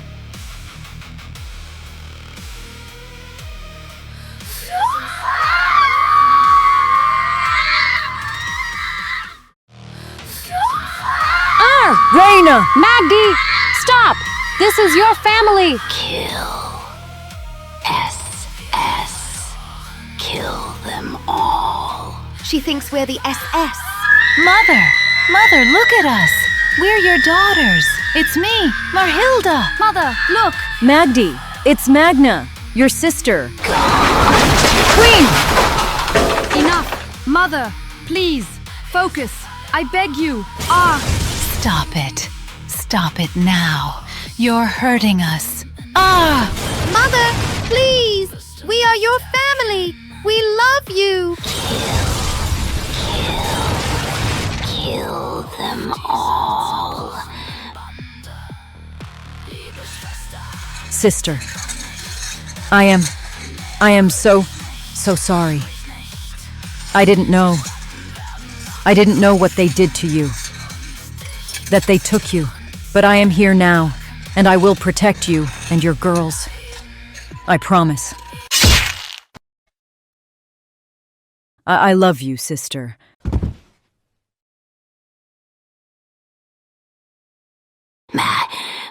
Magna. No. What have I? Where did I? Magna. Mother, are you? You? Reggie, I am so sorry. All I saw was them, and I hurt you. It is all right, Mother. We are all right. But Aunt Magna isn't. Magna, no. Reggie, Hilda, see to Mother. Queen Tiger, please help me take Aunt Magna to the room over there. I have medical supplies. Right. Sister, girls, I am broken.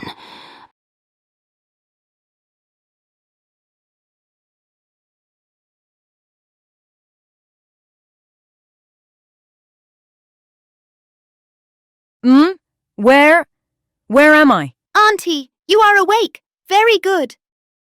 How long was I out? What happened? About half a day or so. I was able to get the bleeding stopped and exercise basic repairs. Please don't try to move too much just yet. We'll need to have you looked at by a medical professional to ensure you recover fully. Thank you. You are my aunt, and Mother told us nothing but good things of you. Think nothing of it. Is everyone else okay? And your mother? My sisters and I did not suffer serious injury, nor did the Queen Tiger. They are all in Mother's room. Mother, she will be gone soon, I think. Are you sure? I suspect it, yes. She is no longer delirious. Sleeping, at the moment, but her state of psychosis seems to have taxed her too much. She is deteriorating. I'm not a medical professional, but I've cared for her for decades. Studied everything I can, so I know what I'm doing. And I'm sorry, Aunt Magna. I am trying, but... It is not your fault, Ermengarde. But it is, at least in part. You already know I am the eldest of my sisters, Mother's firstborn. No idea which Nazi trash was my father, but it hardly matters. We were just sick experiments for them. But I was used in a different way. When I was born, Dietmar, the bastard in charge, expressed nothing but disappointment. My dark blue hair was unnatural, and my green eyes inferior. Honestly, makes me laugh in retrospect. I wound up the most normal one in appearance. I am the oldest, but the shortest. It was found my combat potential was only marginally better than Mother's. I am lighter in vehicle form, but still capable. But that wasn't what Dietmar wanted. He wanted a super weapon, a Wunderwaffe, not some slightly better, inferior creation. He also mocked me when they found out I needed glasses. Giving me my frames as a child was probably the only kindness the scientists showed me, though it didn't seem so early on. My mind was found to be far superior to the average. Intellectually, I excelled, and they gave me study material. I learned complex information overnight, some of it I seemed to know already, and they gave me projects. Projects? Chemical formulas, mostly. They asked me to help them analyze them and come up with ways to improve their potential effects. And I did it. I was good at it. Even had fun with it, until I realized what it was actually for. The chemicals I helped them improve were the ones used on Mother. When she was pregnant with me, they then used the improved versions on her, and the result was Regenberger. Then they did it again, in greater quantities, and that created Mahilda. They also injected me and my sisters with them, just to see what would happen. It hurt, burned, and all the time the fisherman was using me for his own pleasures. Sick creature. But my family suffered more because of me. Because I made those men, those evil men, the formulas they needed. I tried to protect them, but I couldn't. And we would have died in there if not for that odd man. Marhilda said you were the one to ask about personnel records. Was there a Jasper Rudinger among them? Mother's love. Yes. Yes, he was there. Was he the one who released you? Gave you candy? That I do not know. I did not bother to find a picture of him when I found out he had no family remaining. And I was thankful. Mother. She has never been able to talk about him, not at any length. I didn't even tell her that he was among the personnel listings. Didn't want to upset her. I know she loved him, though. They were close. I didn't know how deep it went, but it's not a surprise. Listen, Ermengarde, what happened inside that horrific place was not your fault. It feels that way. And I feel the same way because I never knew my sister was even alive. Or that I had nieces. But that doesn't make it true. I had no way of knowing what really happened. And you had no way of knowing what they really planned on doing. You were a child. Scared. Abused. And not told the truth. Yes, I know that. Logically, anyway. Please do not tell my sisters. Only Mother ever knew that had happened. I don't want them to hate me for it. I don't think they would hate you. But your secret is safe with me. Thank you, Aunt Magna. Can I go see my sister? Just move slowly. Don't want to pop the stitches. I will take you to her. Yes, that's where we are. Sorry to worry you. Huh? Yeah, they're all here, why? Okay. See you in a bit, I guess. Huh. What did Miss Spector say? Well, she's happy to hear none of us are dead and that we've stabilized the situation. Thanks for turning off the jammer, by the way. Not a problem. Seemed unnecessary at this point. But apparently, she has come across some extremely important information for all of you. She's coming here in person to deliver it. Really? And for all of us? Yes. You two and your mother, sister, and aunt. She didn't say exactly what it was, but she wouldn't be coming herself if it weren't serious. I really hope it's not bad news. We have had enough of that today. Auntie? You're awake. Are you all right? Gonna need more repairs, but I think I'll live. You sure you don't want to go back and lie down? No. I need to be here.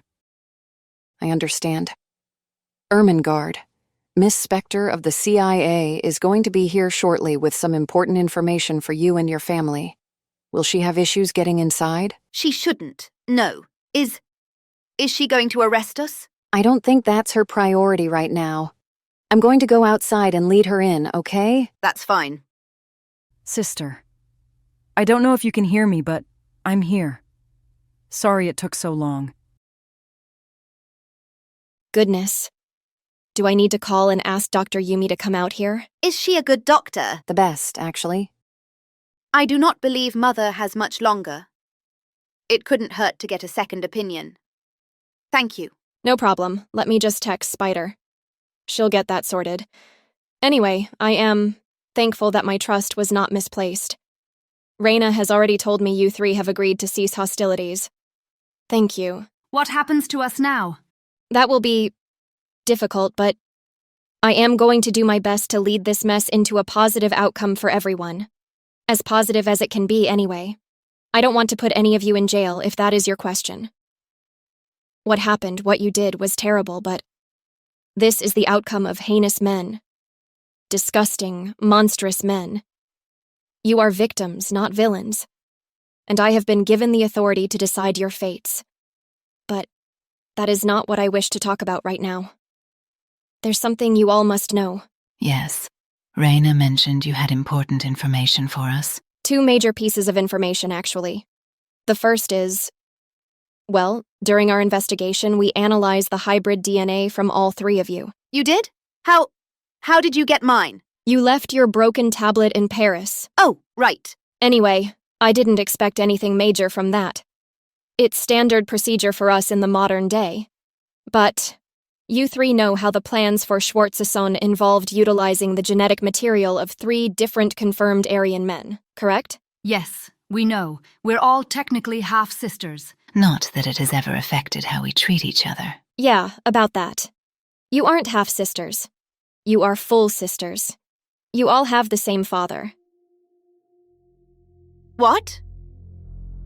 Are you certain about this? Yes, we confirmed it. Several times. Only one man was your father and he wasn't a confirmed Aryan. He wasn't even SS. On a hunch, I went personally down to Antarctica.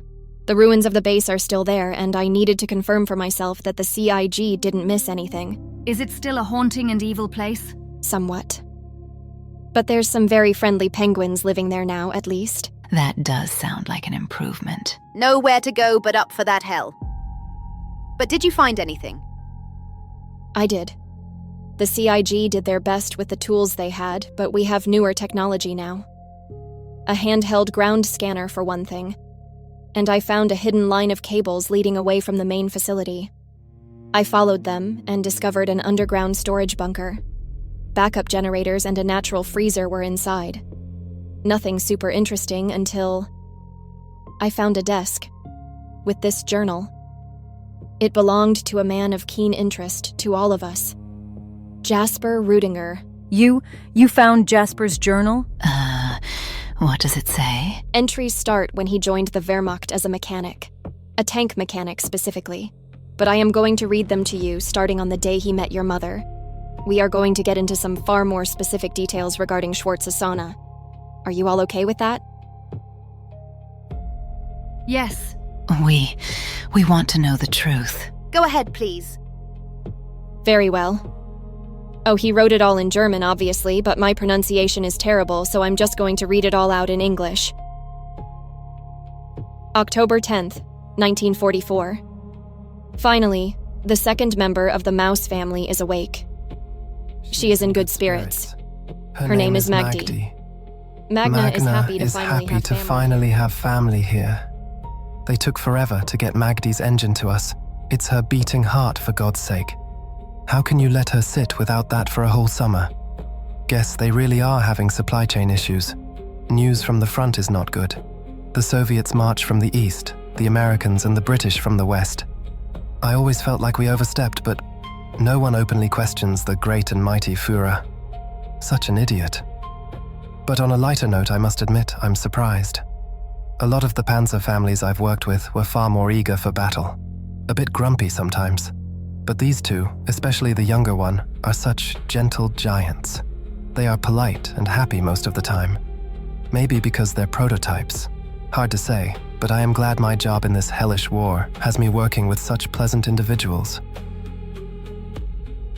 October 26th, 1944. Magdi and I have been talking a great deal. She's so social with high energy. Even with all the bad news that surrounds us, something about her just lifts my mood. I can't help but smile whenever I see her. Her sister is nice too, but I guess I'm playing favorites a bit. Magdi is special, I'm sure of it. I'm starting to hope they don't send her to the front. I know that's her job, but even as powerful as they are such big targets for aircraft. Bombing raids are becoming more frequent. I doubt this war will end in German victory. November 11th, 1944. I write this through my grief. They told me my only brother, Karl, has been killed on the Eastern Front. I can scarcely believe it. He was so much stronger than I. A true warrior. Survived Stalingrad even. But they finally got him. I hope Mother is all right. I haven't gotten a reply to my letters to her lately. But I think Dresden hasn't been hit very hard. Magdi, though, she comforted me. Saw me crying.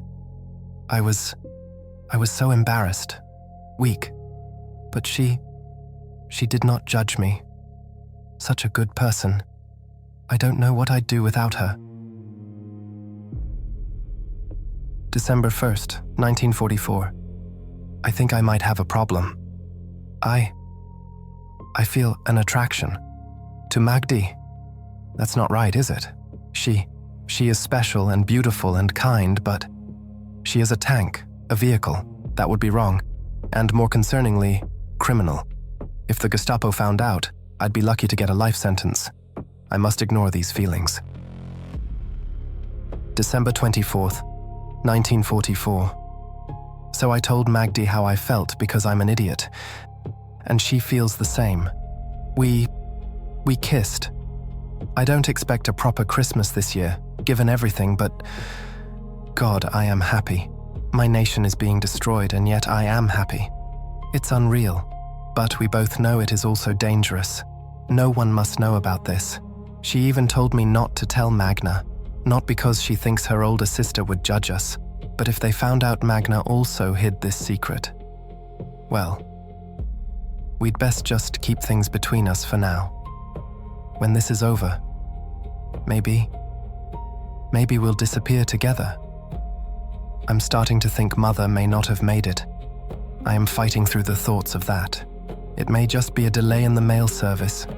Right now, I want to focus on this unexpected love I've found. January 8th, 1945. Magdi and I try to spend our evenings together. No one questions it when a mechanic goes into the tank hangar and her sister has a separate space. It's just us in there, and we can talk. Been getting into serious discussions lately. We have not gotten super physical yet, just kissing. We don't want to risk being caught, but she brought up the idea of children. I know we can't have them together, but maybe we could adopt afterwards. A lot of war orphans, I'm sure. And I think she would be a wonderful mother. A much more positive thing than being forced to be a war machine. March 13th, 1945. I haven't had much time to write in here. Things are getting bad, really bad. The Soviets are all but upon us. Apparently our lines are completely falling apart, and the West is no better. They hit Dresden. Mother, I dearly hope you are all right. And if not, say hello to Karl and Dad for me. I will continue on as long as I am able.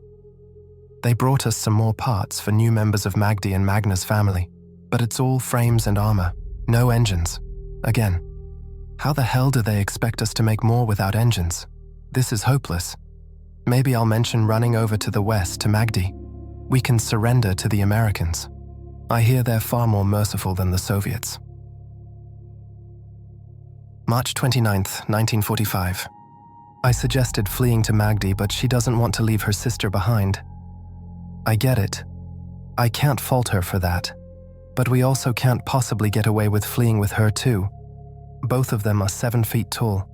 They stick out like sore thumbs. I thought maybe Magdi could just crouch under a cloak or something, but God, what am I to do? I love her. I told her so, and she loves me. They're thinking my mother died in the bombings. If so, Magdi is all I have left. I will not allow this foolish, stupid war to take her away too. I won't. April 10th, 1945. The SS are here. Why the hell are the SS here? Don't they have more important things to do?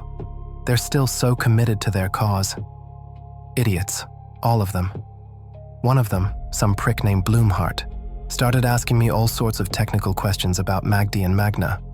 Shouldn't they already have access to their blueprints? Or go to the front lines and fight for your stupid Nazi shit? Leave them alone. 2 tanks won't change what's coming, and they deserve to get through this without hurting anyone. I'd better hide this journal. I think they're searching everyone's rooms. I'll just keep it in my pocket, I guess. Better than getting shot.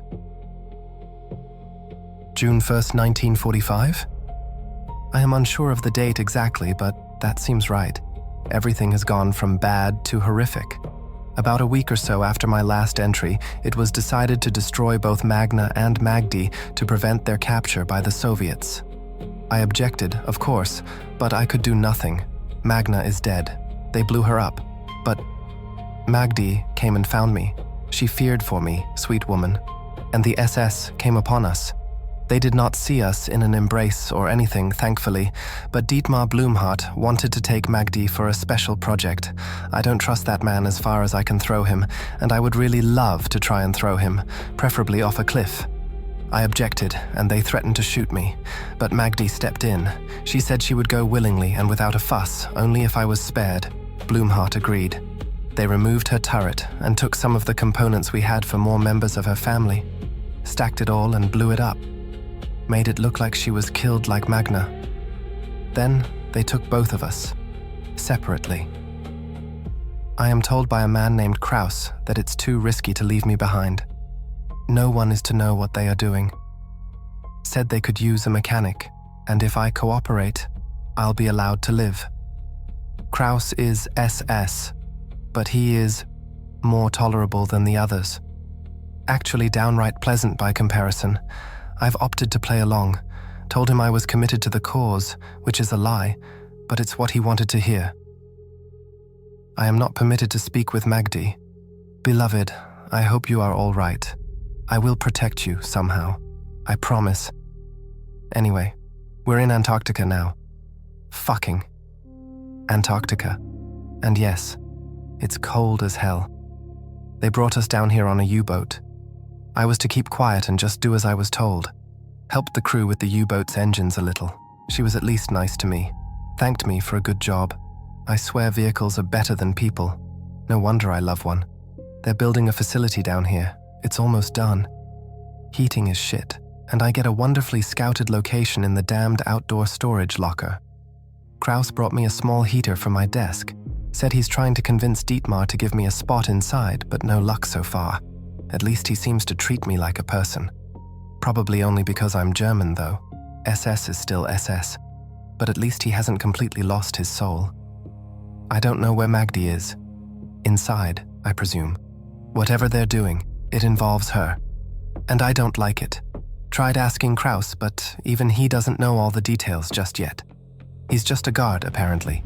But he promised to keep me informed, and for now, my only job is keeping the generators running. And I can do that much, I guess. We'll all die down here if I don't, including her. June 12th, 1945. What the actual hell? What in the actual hell? Vehicle girls can have children, apparently. And according to Kraus, the completely psychotic plan of Dietmar's is to forcibly impregnate Magdi to create a new army of superior Aryan vehicles to take back Germany. I knew the SS was insane, but I never imagined this. There's talk of chemical experiments, modifications. It's all so messed up. And I still am not permitted to speak to Magdi. I don't even know if she knows I'm here. Kraus still says he's doing his best to improve my situation and said my work on the generators has been great, but that's the least of my worries. What will they do to her? I can't stomach the thought. I need to do something, but what? These SS guards are well trained and I'm outnumbered and unarmed. It feels so hopeless. I'm such a failure. I lost my nation. I lost my family. And now, I'm going to lose my love, all because of these Nazi bastards. I only still have this journal because they missed it when they searched me. If they had found it, I'd be dead already. Maybe I already am dead. Maybe this is hell. June 21st, 1945. Kraus escorted one of the scientists down here, put 3 vials of something in the natural freezer. Scientists said nothing, but Kraus stayed and talked. He and I... Well, he is my enemy for all of this, but he believes we are friends, and he is kind to me, and has very loose lips. Asked him what the vials were, and apparently it's the genetic material of 3 confirmed Aryan SS members from back in Germany. The ones they think are Aryan anyway. They'd been kept in a box filled with snow until now. It's disgusting. In literally every way imaginable. I guess the natural freezer they cut out of the ice is going to be for more than food storage now. Dietmar wanted the samples kept underground and out of the elements until Magdi is properly prepared. I don't know what that means, and I really don't think I want to. But now, I sit here, alone, in this frigid hole, with the very thing they need to make their plan work right behind me. I could destroy them, but then they'd just kill me. Sabotage the samples? They'd figure it out when she didn't become pregnant, and again they'd kill me. I can't die and leave Magdi alone in this nightmare. What the hell do I do? June 22nd, 1945. I have a plan. It's a horrible plan, and it makes me sick just thinking about it, but it is a plan. I went through some of the crates down here just to see what all I had to work with. No weapons, of course, just a pocket knife. But there was a box of vials, the same exact vials those samples are stored in, and I have a plan, but fuck, this is not how I wanted this. She wanted children, talked about children, being a mother, with me as the father, but not like this, not here, not this way. Magdi, if you're reading this, beloved, I hope you can forgive me. This is the only thing I can do right now. Please know that were there any other option, I would take it, but I must resist them, for you, and this is what I have to work with. June 23rd, 1945. I did it. They just took one of the samples inside. They suspect nothing. I can hear her screams. God in heaven, please. Save us. August 14th, 1945. Kraus finally confirmed Magdi is pregnant and has been for at least a month. If they haven't figured out what I did by now, I doubt they ever will. I asked him about her screaming. Says it's from the injections, and they cut off her left arm. They cut off her arm. God damn it all. I'm useless. September 18th, 1945. I've finally been given a bit more freedom to move around. Before now, I could only go from the bunker to the generator room and then back. Now, they let me into the small mess hall for meals. Kraus was responsible for this. Wanted to have his meals with me since he gets along better with me than his SS friends. Go figure. But he is useful. Still can't get near the lab area though. October 25th, 1945. Magdi gave birth. It's only been what? 3 or 4 months? Is that normal for vehicle girls? I don't know. Didn't even know she could get pregnant in the first place. I haven't seen my daughter, but I heard her crying. I'm so sorry, little one. Your father is here, but he's utterly useless. November 1st, 1945. They took another one of the vials. I guess they're wasting no time. Kraus says some of the chemicals they're giving Magdi is to speed up gestation, but given her screams, I don't think they're doing anything for her suffering. November 21st, 1945. I saw her. Not Magdi, but our daughter. She looked like a toddler. Is she supposed to grow that fast? This is so messed up. Kraus says they're just calling her Specimen 1. Great. Can't even give my daughter the dignity of a proper name. But I hope they don't start questioning the specimens. Our daughter has dark blue hair and green eyes. She's beautiful, but clearly not Aryan. Good. December 25th, 1945. Well, at least it's a white Christmas. Hell, who am I kidding? Everything is white down here. It's all snow and ice and penguins. Though the penguins are friendly. Magdi is pregnant again. I still can't get near her, but Kraus promises he's making progress. January 15th, 1946. Dietmar finally spoke to me personally today. Says I can linger a bit inside the common areas if I wish, but I still can go nowhere near the lab. I asked him about Magdi's screams. He told me to mind my place. I struggled not to kill him right then and there. I simply suggested using anesthetic or even snow to numb the pain as the screams were quite loud. He said he'd think about it. I hate him so much. March 1st, 1946. Magdi gave birth again. They took the last vial. April 2nd, 1946. Kraus introduced me to a friend of his, someone named Fischer. I don't like him. He's off. Even for SS, he's really off. But on the flip side, I saw my daughters, the youngest for the first time. She has lovely black hair and yellow eyes. Very striking. But they are being kept in a damn jail cell. They're dirty and look to have been crying. The older one looks to be nearly a teenager now. I can't linger in the prison area. I can't talk to them, say anything. But I see you, my daughters, and I will find a way to end this, I promise. For you and your mother. April 15th, 1946. I took a big risk today. Kraus gave me a couple pieces of candy, said they didn't have much, but thought I could use something better than the trash rations we have. I gave them to my daughters, one for each. They took them. God, is that the best I can do for them? 2 pieces of candy? I need to find a real solution. May 16th, 1946.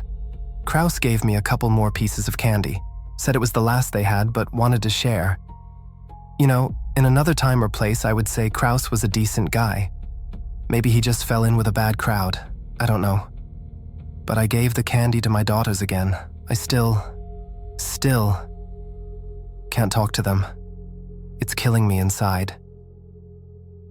July 24th, 1946. Magdi gave birth to a third daughter. I was able to overhear Dietmar screaming about her. Apparently she has overly pale skin, almost blue, and horns. Horns!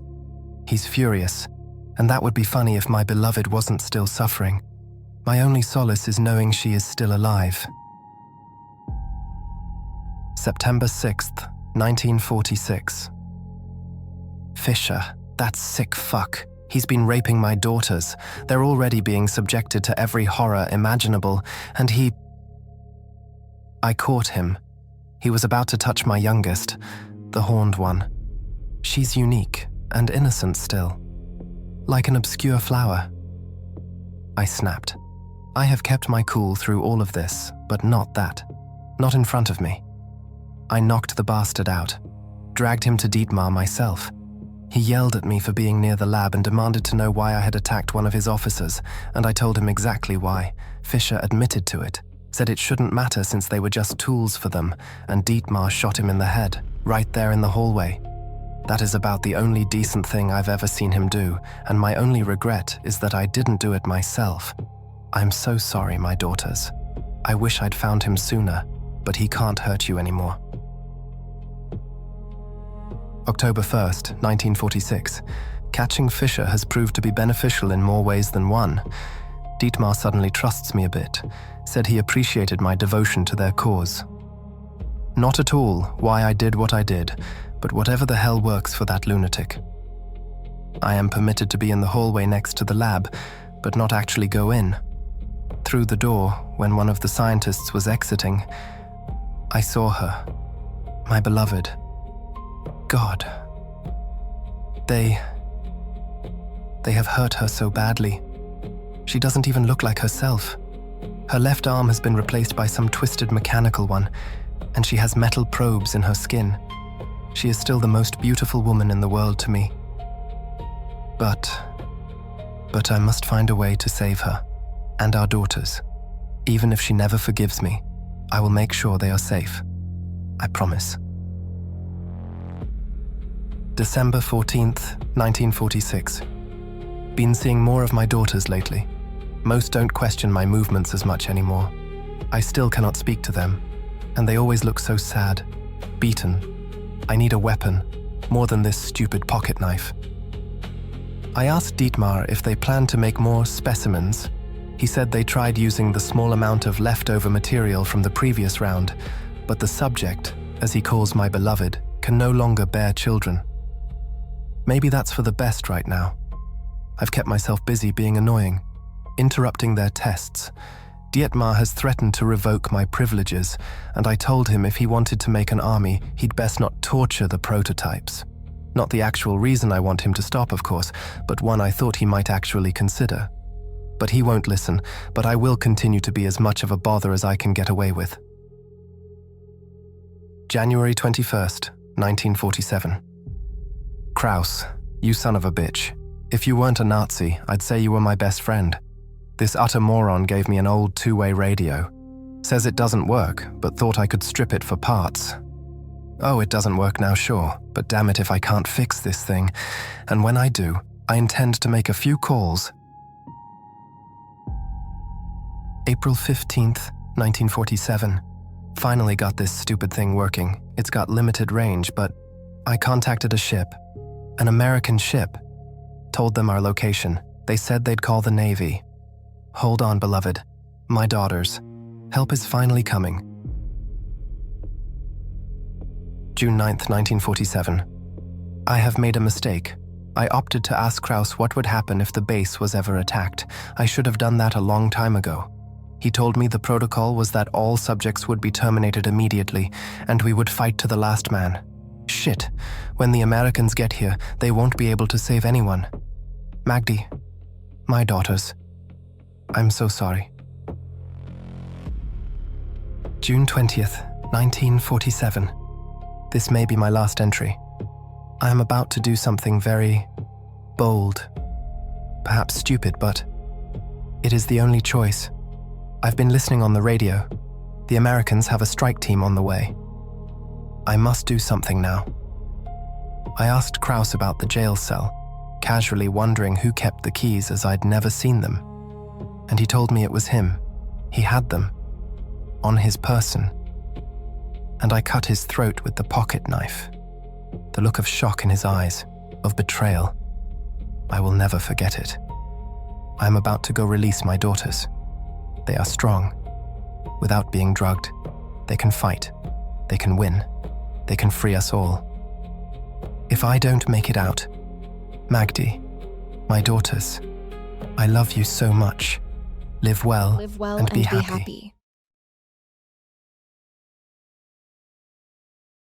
That's his last entry. I had an autopsy conducted on his remains. He was stabbed, not shot or burned by an explosion. I suspect someone caught him as he was making his escape, though it's hard to say who. He was found outside the base by CIG forces, died before he could tell them his story.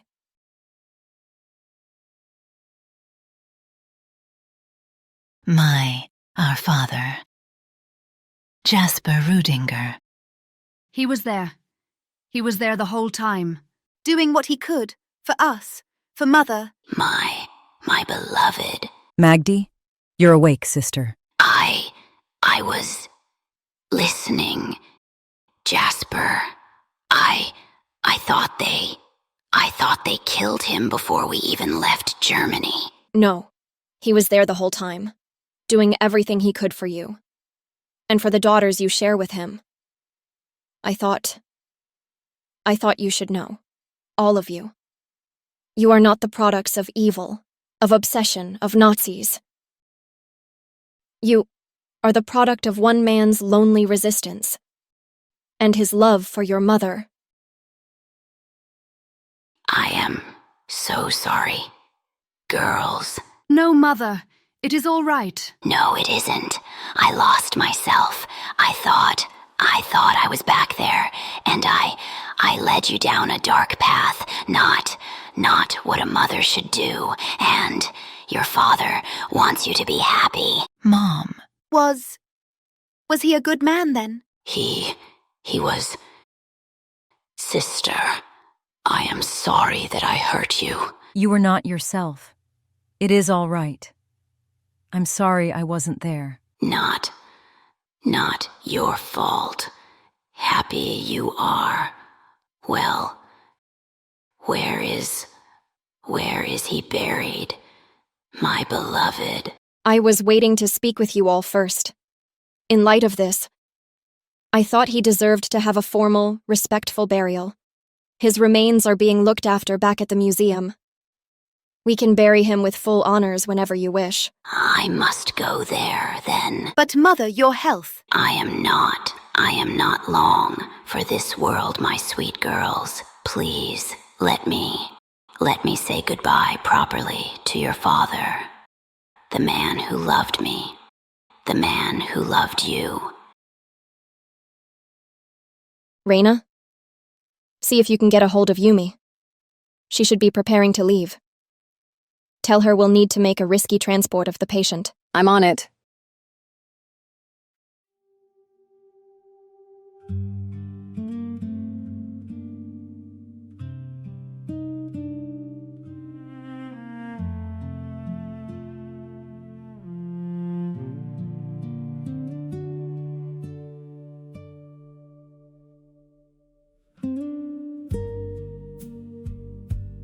Everyone, thank you for this.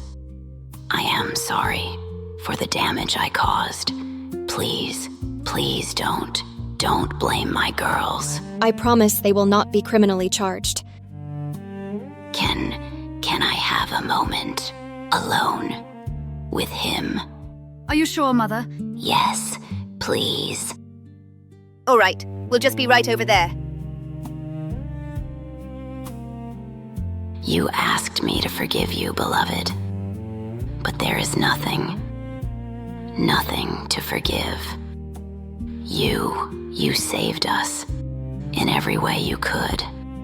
Now, our girls, they can live knowing they had a father, the same father, a good father who loved them. And I can die knowing that you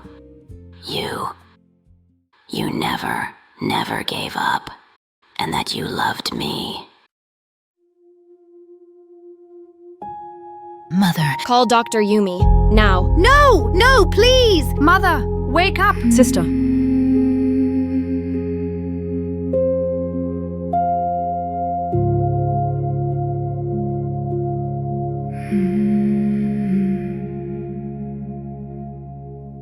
Broken verse, broken song. My heart bleeds with you gone. Hear me, my dear, sweet words come. Hold me close until the pain is gone. You were there all along. Never spoke, never talked, but you still carried on. My beloved soul, you paid the cost. You were there to make sure I wouldn't be lost.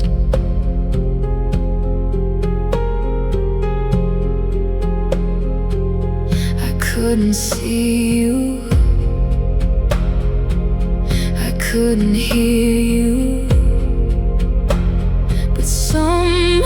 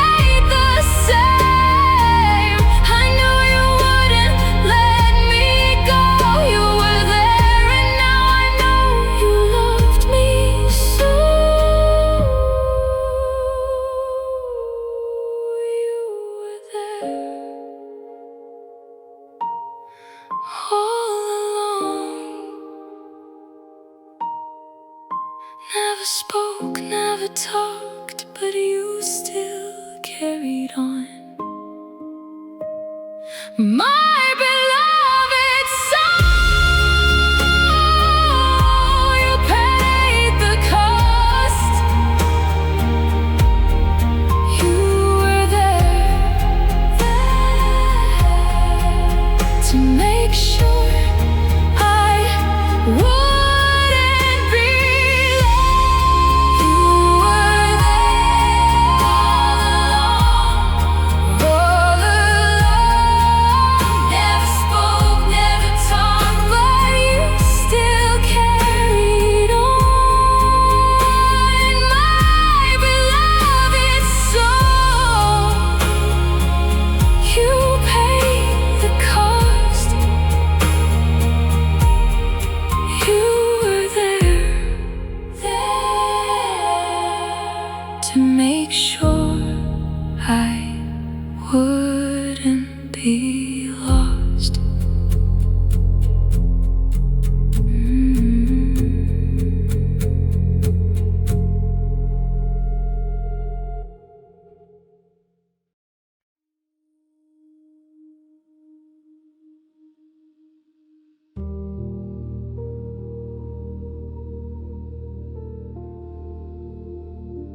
Du bist so schön wie immer, meine Geliebte.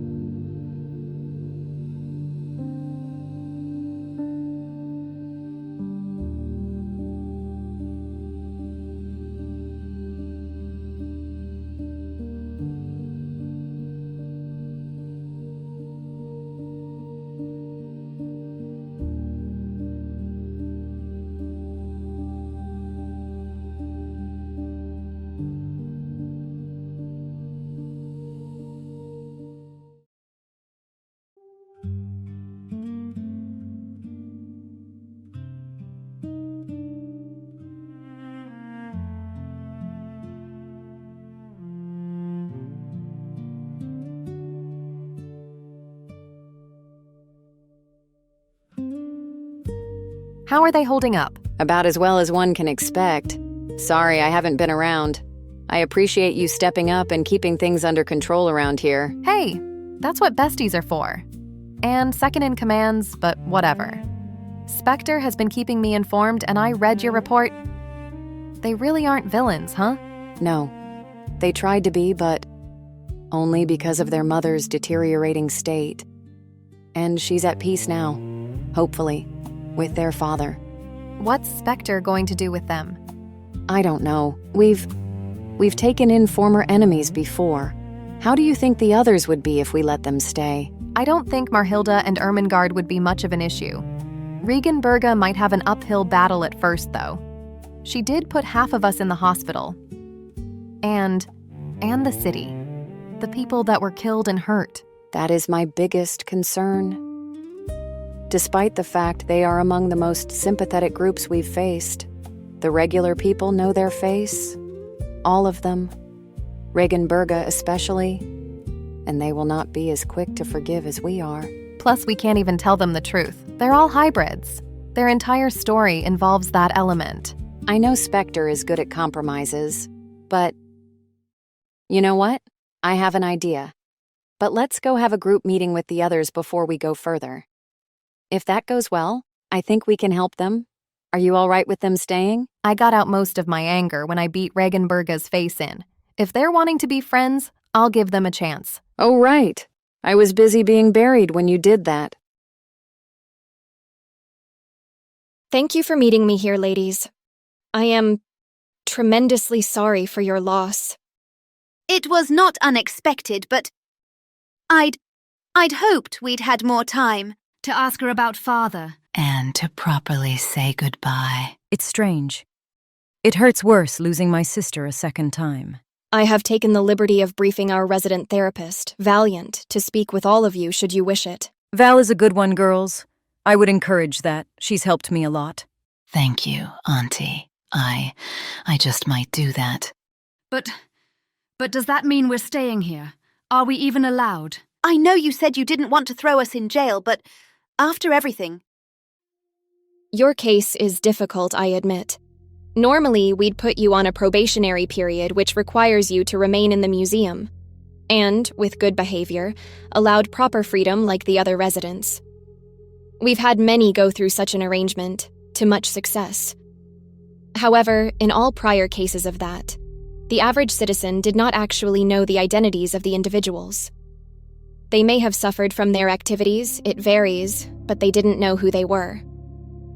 You three don't have this benefit. Marhilda threatened 2 cities and was filmed preparing to fire.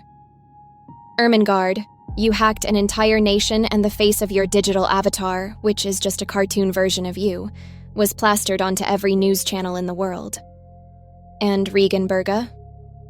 Well, I think you know exactly why they know you. There is blood on my hands. If I could take it all back... You would, but you can't. So we must move forward. I was having difficulty coming up with a solution to this issue.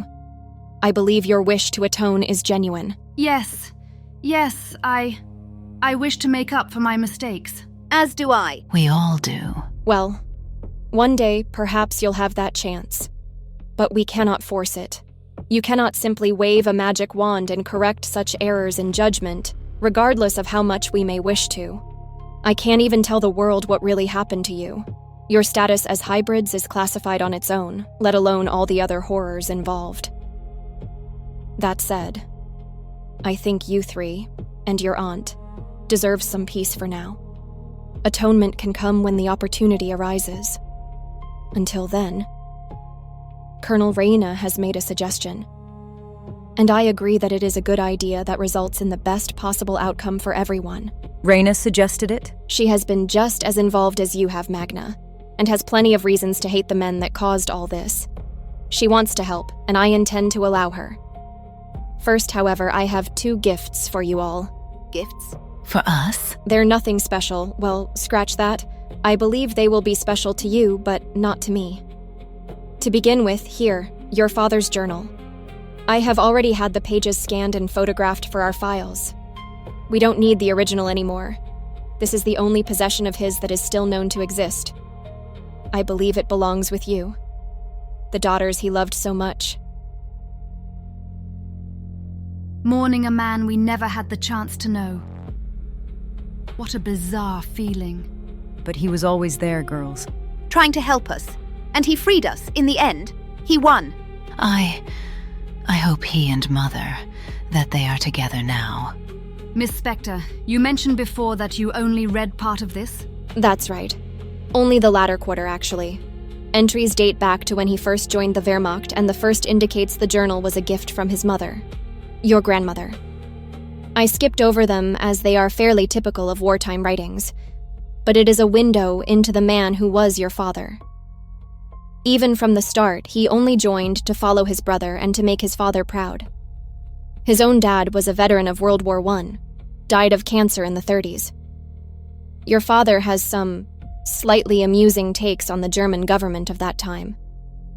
You can be happy to know that he was never a Nazi, just a German man wanting to protect his home. If you three wish, I will be glad to tell you about your dad. I knew Jasper from the day I woke up, just like your mother. But I woke up over a year before her. He was someone I called friend, and I am glad to have known him. You should all be proud to have him turn out to be your father. Perhaps we should read it together, take turns on the entries. Yes, I want to know as much as I can about him. And I think we'll all want to talk to you about him, Aunt Magna.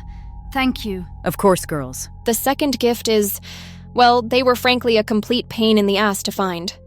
Spider and I had to sort through so many old files, but damn it if we didn't manage to find them. Have a look. Pictures. Wait, that woman in the second one. Mother. That's her. That's Magdi. Then the man is... Your father, Jasper Rudinger. The first photo is from around his enlistment day, May of 1938. Using that, we tried to find a photo of your parents together. And we did. Not sure when it was taken, but either late 1944 or early 1945. January 15th, 1945. Are you certain? Yeah. They didn't take pictures at the base often for security reasons. I remember the other mechanics talking about whether or not to hide anything from the photographer. And I remember those two sitting out there and talking the afternoon away. I'll have to update our files. I've made some copies for each of you. You as well, Magna. Look, sisters. It's our parents. Mother looks so beautiful and happy. Father looks smitten with her. She probably spent just as much time with him as she did with me. And yes, they were always smiling when they were together. The war was going to end in our defeat. The enemy was at our doorstep. And those two were smiling. Love can be a blinding force. And sometimes that is a good thing. I thought you should be able to look and see both your parents together during the precious few months that they were happy. It was the love that bloomed between them that led to your father becoming the hero he was. That led to your births, the defeat of the last breaths of the SS, and the salvation of you three and your mother. His last words were for you to live well and be happy. And we are going to give you the chance to do that. Thank you, Miss Spectre. This means everything. What happens to us now? You said the Queen Tiger had a suggestion. Indeed. Simply put, you three just can't be seen outside or even in the museum during operating hours. The residents are forgiving and accepting. Many were former enemies, but now allies and friends. But the general public is different. The citizens of the city lost friends and loved ones, homes and businesses. Not to mention the entire nation of France being hopping mad over the loss of their tower. Oh, right, I definitely shot that. And they know your faces. You are all distinctive in appearance. Your height alone is far above average. You can't even wear disguises. So, I give you two options.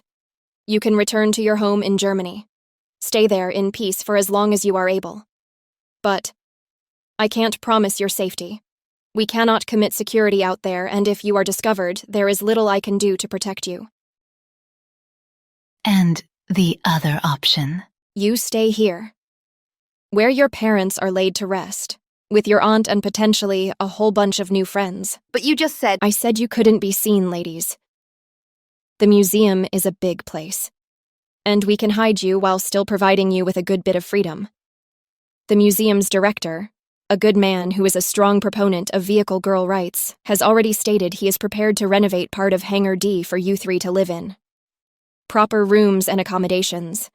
Hangar D is the original museum, but now only used for storage and off-limits to the general public.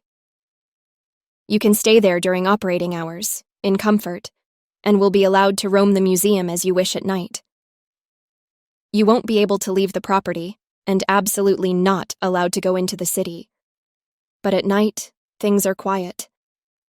We have a private lake, fresh air, and you'll be able to visit the friends you make and have made, so long as you don't mind sharing the hangar with a couple other residents who are both quite pleasant, and around 41 tomcats who skulk around. Well, it is your choice. I do not believe I am entitled to make the decision. I did the most harm. I will go where my sisters go. We do tend to be night owls anyway. And the old place will be so quiet without Mother. I don't think I'd be happy there anymore. Hiding. We'd still be hiding somewhat here, but— But they have a lake. They do have a lake. I'd like you to stay, girls. If you want. Magna will be the one responsible for keeping track of you for a time. Think of her like a parole officer, though since she's family, I figured it would be no issue. It's fine with me. I'm game if you are, Hilda. Let's do it. Very well, Miss Spectre. We will accept your offer. Wonderful to hear.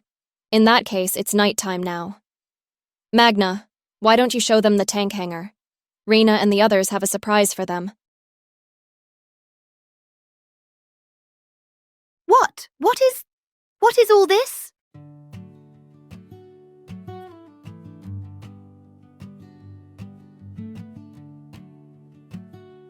Hey there, ladies. I thought you'd like a little bit of a welcome party.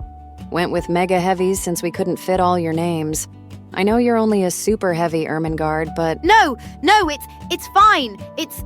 goodness. It's wonderful. Thank you, Queen Tiger. Don't thank me. Everyone helped out. The others are looking forward to speaking with you. But I... Relax. Most of us are war veterans. From opposing sides, no less. Do not underestimate our affinity for forgiveness. You are sorry. I can see that. And they will see that too. Yeah. Besides, I totally had to have broken your nose. Huh? Oh, you were the Sherman that tackled me after I fell in the hole. Fifi Sherman, yeah, nice to meet you. You actually broke my cheekbone too. I see why Germany fell before your family. You are a true warrior. Thanks. Fifi is actually my second in command. Then you have chosen well, Queen Tiger. Let me introduce you to everyone. Might make it less awkward. I appreciate that. Ermengarde, these are my best friends, Tilly and Davika. Hello there. So nice to meet you. Aunt Magna says you are also super heavies. Oh, yes. And getting heavier by the day. Huh? Oh, right. Davika here is pregnant and very happy about it. Oh my goodness. Congratulations. Thank you. It's so nice to see you again, Lady Clemence. Likewise. I am so glad you decided to move into the museum. I know you will still have to hide, but ever since you stood down that day, I knew you were a person worthy of happiness. I'm honored you would say so. Did Mr. Fisher get home all right? Oh, yes. I have been exchanging letters with Lady Esme. He is being hailed as a national hero for convincing you to surrender. He and his family are just fine. I am happy to hear that. Who is that man over there? Huh? Oh, that's the director. Wait, really? Yes, he's a very nice man. Is he single? Huh? Well, no.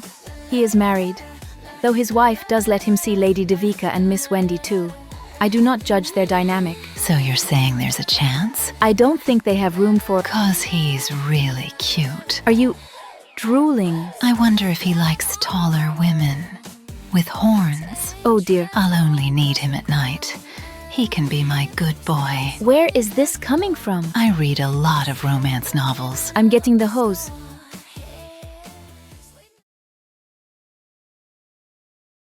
Thank you, Queen.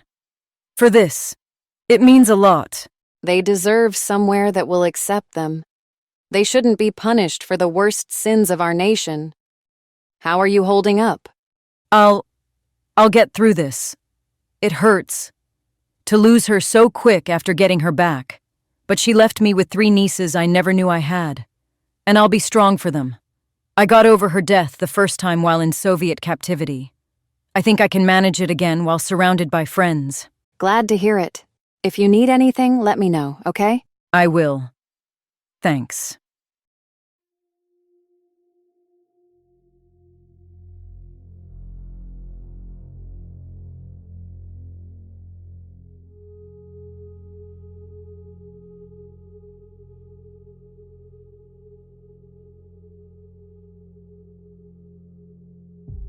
Be at peace, Magdi.